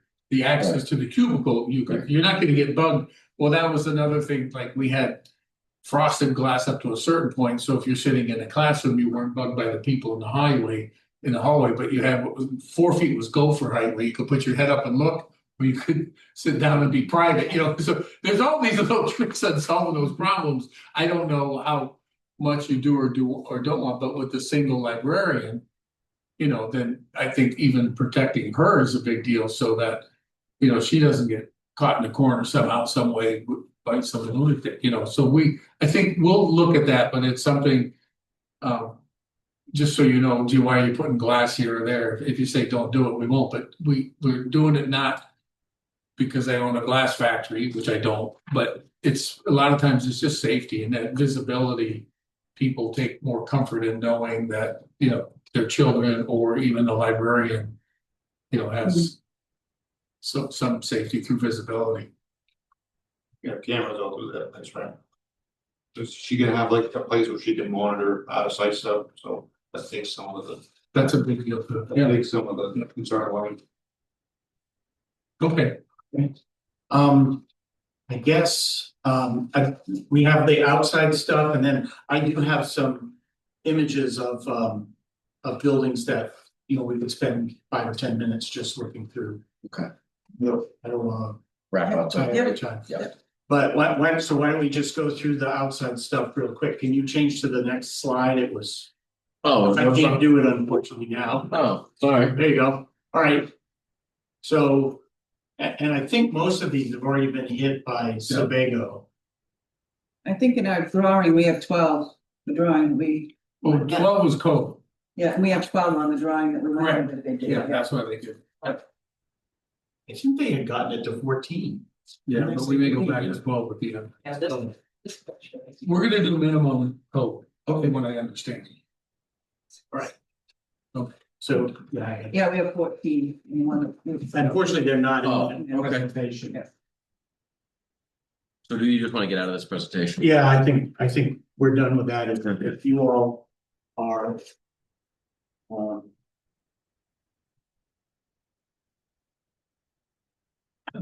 And before he comes up with those, I think everything here we've got. The pedestrian path, access to the sidewalk on Mill Street. Pedestrian safe access. Oh, we doing it? Nope, go right ahead. All right, I couldn't tell. No, Good balance, greenscape, stonescape to enable outdoor learning, yeah, so that's. Shade, comfortable benches, picnic tables, story walk. She wants a patio off the back there for activities. Yeah, that 20 would. place turn your switch. patio, Oh, that would be access. I didn't, that's interesting. Yeah, This. good balance, green space. Enable outdoor learning and programming. Right. Yes, Patio. yeah, Did you talk about not outside of the patio, not worrying about the space? In this one, if I could control One the basic display. Storytelling, not all landscapes. Okay, that's very much by image, I think. Okay, well, that's what I was, if I could just have a button, then I can move to the next one. Yeah, you should be able to do that now because you're gonna open and close those files. Okay. so don't laugh at some of these. Yes, so understand how I did these. I went online and I typed out several different search ideas. They all sort of revolved around New England library or small library. Or Except for classic campus. library or those sorts of things. And I got all kinds of things. And mostly what I did was mostly what we did was, you know, pull up a bunch of whatever we responded to well, or that seemed to show something. So a lot of these buildings are, because many of them are Carnegie era libraries. Yeah. They are made of masonry, they are made of stone, they are made of things that are probably not In our budget. in our budget. So, but mostly what I was looking for was, or what we were looking for was the massing and the shapes of things and. So for, because there'll be stuff that, some of it's actually funny and some of it's spot on. Which is kind of cool, but just so we're all on the same page. I'm gonna start with this one. No, shoot, I can't do it that way. All right, Here, give me just 1 second. no, And when this is all said and done, I think one of the statements Matt made that'll be most applicable. I don't know if we'll be able to do stone and masonry with your budget. So again, I don't know your budget, but if we get a budget, you know, that, Not perfect, but. I mean, what I'm trying to show here is all of the many different kinds and ways that library has been represented, and many of these are in our state.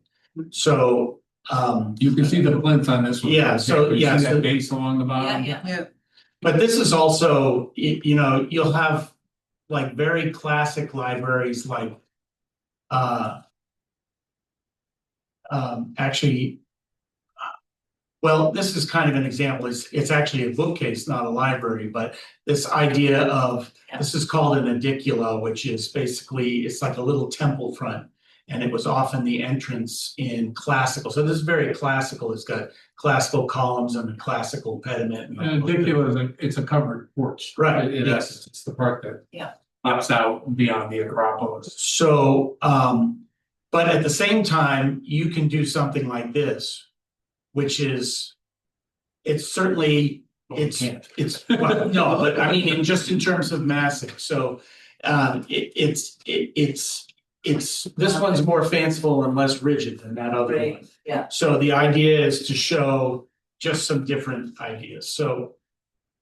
Again, this is the library in, I believe that is Westbrook. This is Falmouth out back.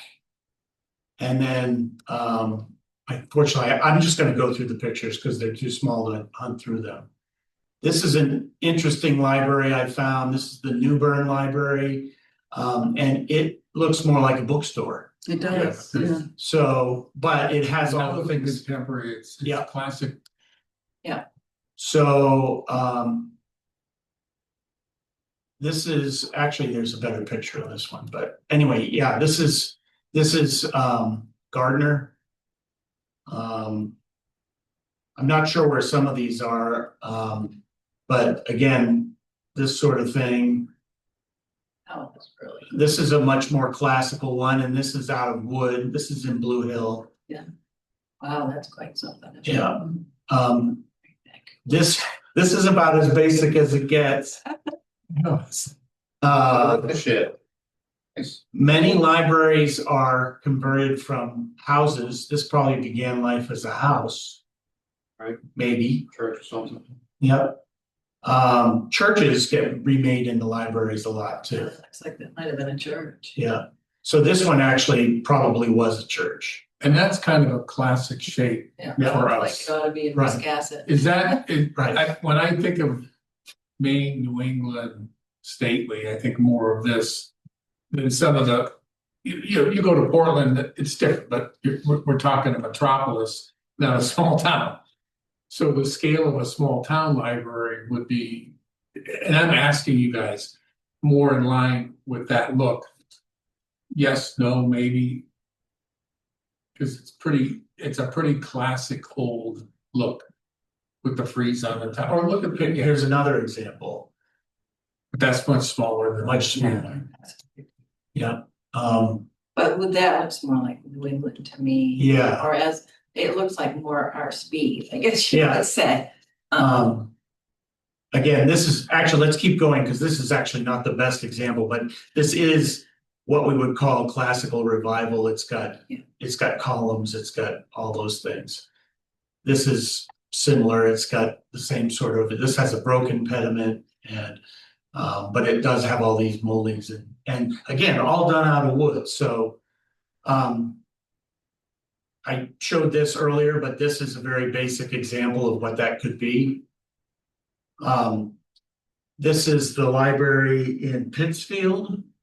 Sorry, it's so small, but again, I found that a lot of buildings, they would be either, they'd either be 3 or like 5. Greek revival, or they would be, something, Roman revival, which has these round arches. There are a lot of those actually. Again, there's another The example. one in Farmington has the glass floor and. This is so small, I can't see. That one is interesting. This This has a bunch of classical elements, but they've been sort of reimagined and sort of stripped down, because this is actually more, Looks like they ran out of money on the top. it kind of does. Yes. What happened? Everything was coming out so. They're doing so good. Here's a very, this is, I think this is on, yeah, this is on, is it Southeast Harbor? Oh, yeah. Again, but look, it still has, it's got that Yeah. classical So, form. I think one of the common elements of, not some of the funky modern ones, but one of the common elements, it's an odd bay front, in other words, 3 or 5 with a center entrance. Yeah. So there's, 2 windows on each side and a cool front door, or 1 window on each, and the windows are the nice, long, proportionate windows from the 1600s all up to now, but.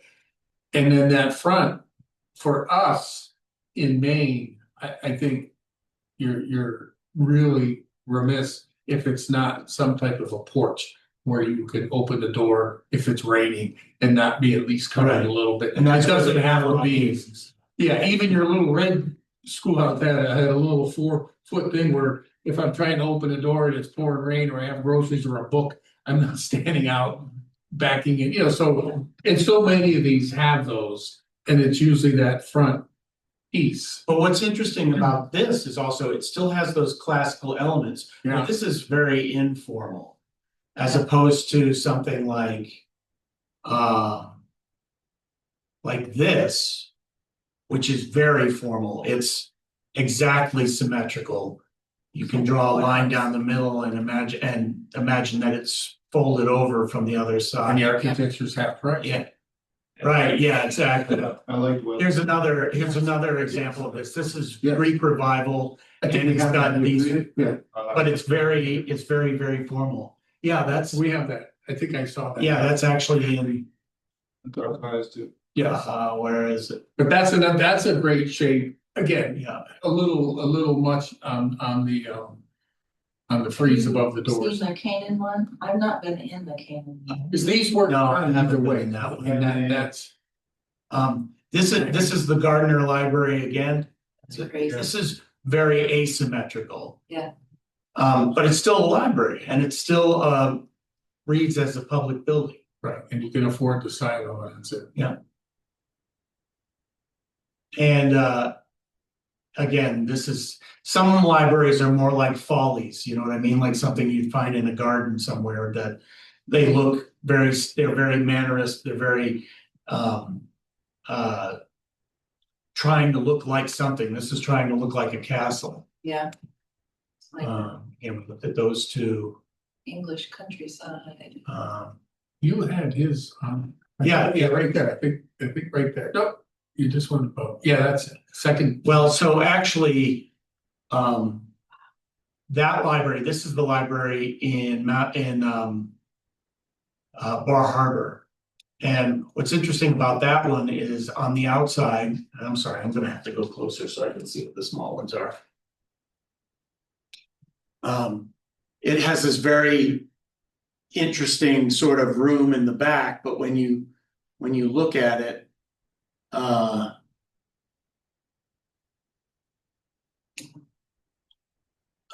gosh.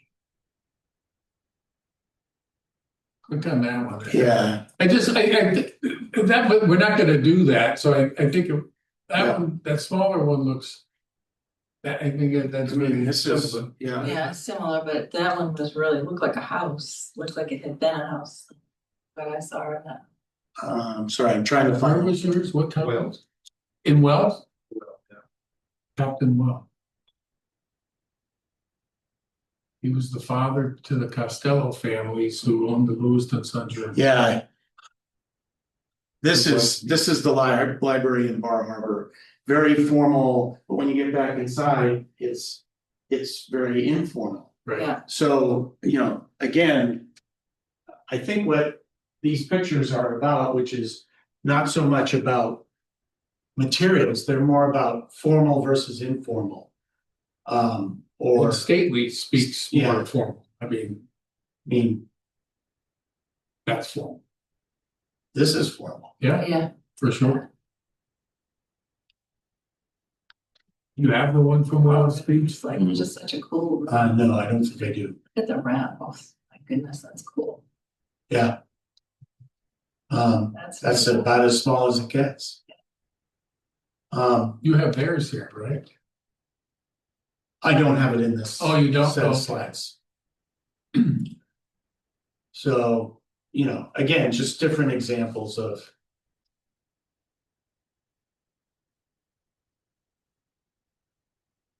To show what libraries can be. This is sort of That's classic, yeah. the classic, I mean, you can make that out of wood.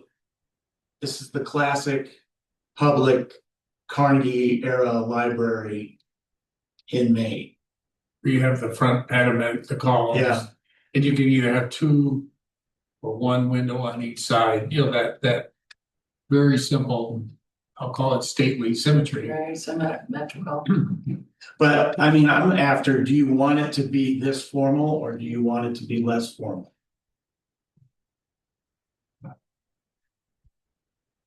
I would ask another The question. more formal you get, the bigger the price. Not necessarily, okay? Would you want your little library just blown up? I'm not saying copy, but with what?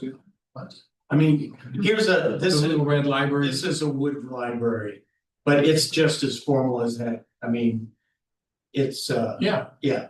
That's more the scale, but the one that you guys have can be made larger. And have that same feel to it, if that's, because that's more reflecting the history of Norridgewock. You know, as opposed to the history of libraries.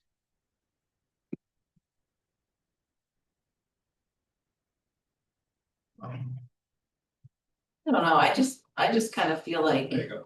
oh, there you Yeah. go. If you look at, I guess I did have that in there. I thought, Yeah. yeah, That was Jeff's. yeah, and that's very classic, it turns either way. And then you do that out of wood, the window proportions are similar, the shutters. We make the shutters bigger, Would you have the doorway bigger, what's that? the doorway bigger, Yes. Yeah, and it'd be flat, Level to the ground. it has to be on the ground, But you could, but the thing is, like, you can enter on this side, or you could enter on the gable end side yeah. right? as Yeah. well, and it would be. It would That still would be. be, In a way, it keeps doing that. And one of the things we were thinking about, again, looking at the one that you guys have here, it has that front entrance, it has a little bay window on the side. Mhm. If that bay window was your entrance into your little reading area, your outside area, then the formal front entrance works for the public, and that's kind of a cool formal side entrance, and that can face Miller Street, like that's another one that's classic and little, but it can face Miller Street, but it's like two entrances, one's your private and one's your public. And yet they're both very formal and classic and stately in how they're built.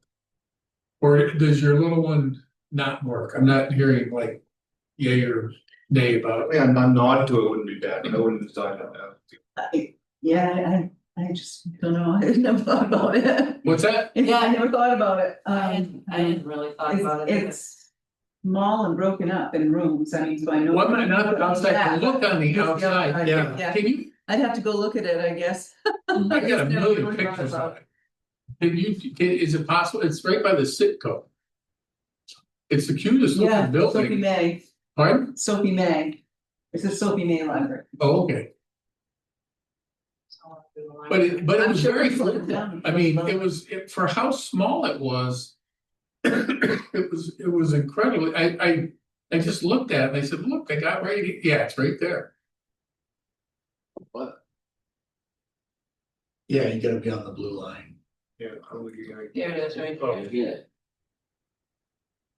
That is pretty sweet looking. it is, yeah. It's such great proportion and I'm almost saying this You is, could do, right? you could, Yeah, that's it. Actually, that picture up there, like second from the, yeah, that one, yeah, that's that it. one. Is that it? It's a little different view than I'm looking at, but, cause I can see the L, but if you had it like that with that little L that came out. I guess it isn't an L, I mean, it's all. Yeah, that was the thing. bay window on the side, but it's all the classic, like, Did you put not that- just New England, but Maine. We put the metal Right there. roof on, you know, because it's easy, because we can't put slate, right? You don't get any bigger. So you put a nice metal roof and it's got the little covered entry, it's got, you know, again, just. On steroids, like Yeah, double everything on and get a magnifying glass and, how big is that anyway? oh, that's tiny, It's small. it's tiny, Very small. But if you did that, I mean, you're just looking at that like that, yeah, did something. I like the that. idea of the whole front being covered, not just the doorway. but Yes. the whole yeah, front like that. what's that called again?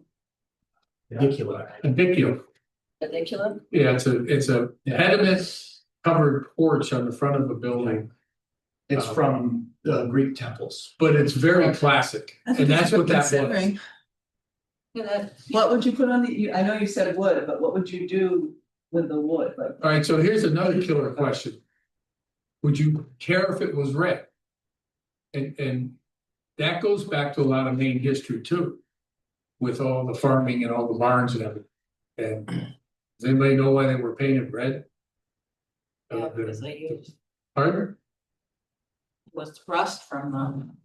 They painted them with oil, and it was rust. Linseed oil, rust and milk Yeah. is what they painted it. And when the rust darkened, all the barns were red. And everybody thought they were painted red for aesthetic reasons. They were painted red to stop mold and mildew and rot. And that was the treatment they put on it. And then all of a sudden, you know, Red Barns start selling chicken and because, but the red came from very practical, pragmatic people saying, how do we let this wood last longer? And red is a classic color up here. You know, it's not throughout the whole country. And that schoolhouse was it. The most classic color is white.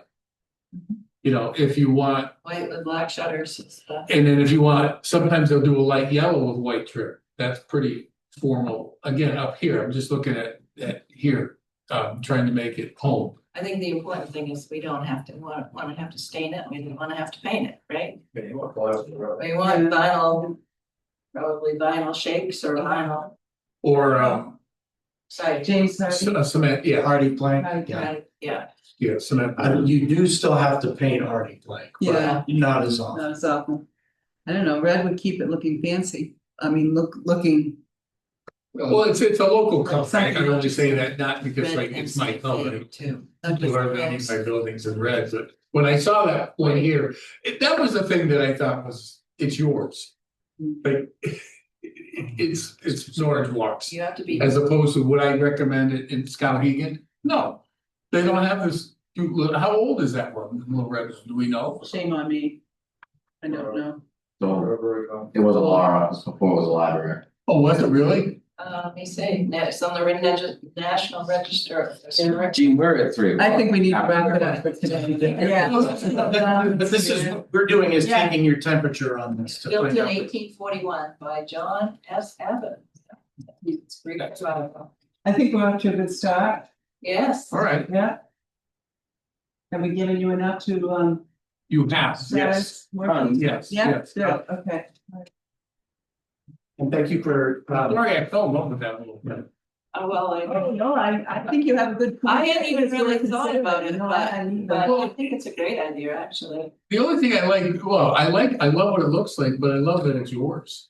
Like, Yeah, if we had one of those in Ashtabula, Ohio, where I was born and raised, and I had to make something, I would want to copy something that was mine, something, because the library is, it's the towns, it's your people, it's, you know, and we can do funky modern, you know, but I don't think Norridgewock's so. yeah, but it just, Right. I don't know, it was one of those things I said, my God, my question was answered intuitively, but if other people don't want it, it's not about me. I think it's worth considering. Okay, Yeah, well, if you look at, across the here, is the Historical Society and the Grange. and there's a lot you of know. old buildings here. Yeah, there are. I mean, I spent a lot of time driving around, which is nice. There's still some really wonderful old buildings. You see the one down here on the right? That way, it's green, with green trim and like light green. Oh, I think so. Yeah. But this, Stained glass window. yeah, they paint, yeah. Twenties, I think, it's. Yeah, So, Victorian, yes. So, Next meeting. Anyway, Yeah, At least get we'll something give on the this- books. yeah. Got something. Our next meeting, Thank you so much for taking the time. yours was very similar to that. It's just it's not into the I front. think just say the next meeting is seventh, the 24th of February. Yeah. February 24th will be our next meeting at 1 o'clock, tentatively, Right. Yeah, because we've got the other guys to work with too. Too, there's. 24th at 10? Stuff I like, and how 24th. how is great, Right. but it labels it. But when you say state state air classic, I mean, that shape has been around. So it's not like, it will not date itself. And it doesn't have to be identical, and it doesn't have to be wood. So I'm sorry, are you setting up the next meeting for us to be there? No, we're tentatively putting a committee meeting on the books, maybe it's for you, maybe it's for somebody else. Okay, just I checking. assume you're gonna communicate us when you're ready. Yes, Are we looking at a traditional, like a square building or? square or L, Rectangular. rectangle, I'm sorry, yes. Fair enough, okay. Yeah. All right, I think that was important necessarily so that we could talk with the Haley board, because they're gonna be able to do some outside stuff while you're. So Or basically, not. There you go. Sorry, and we're communicating directly with them. So, Okay. so as soon as we get a footprint that kind of makes sense, we'll share it with them in the view. so we may or may not need the February meeting, but we've got a placeholder. In case, yeah, okay. Is this seems to work for most people? Yeah, You want options now. Yes, Tuesday, we were looking at them. Just so I know, what was that date again? February? 24. We usually meet the third or fourth Tuesday, the month at 1. Yeah. Works great. Exactly, and then. I'm gonna adjourn. To the outside seating. So like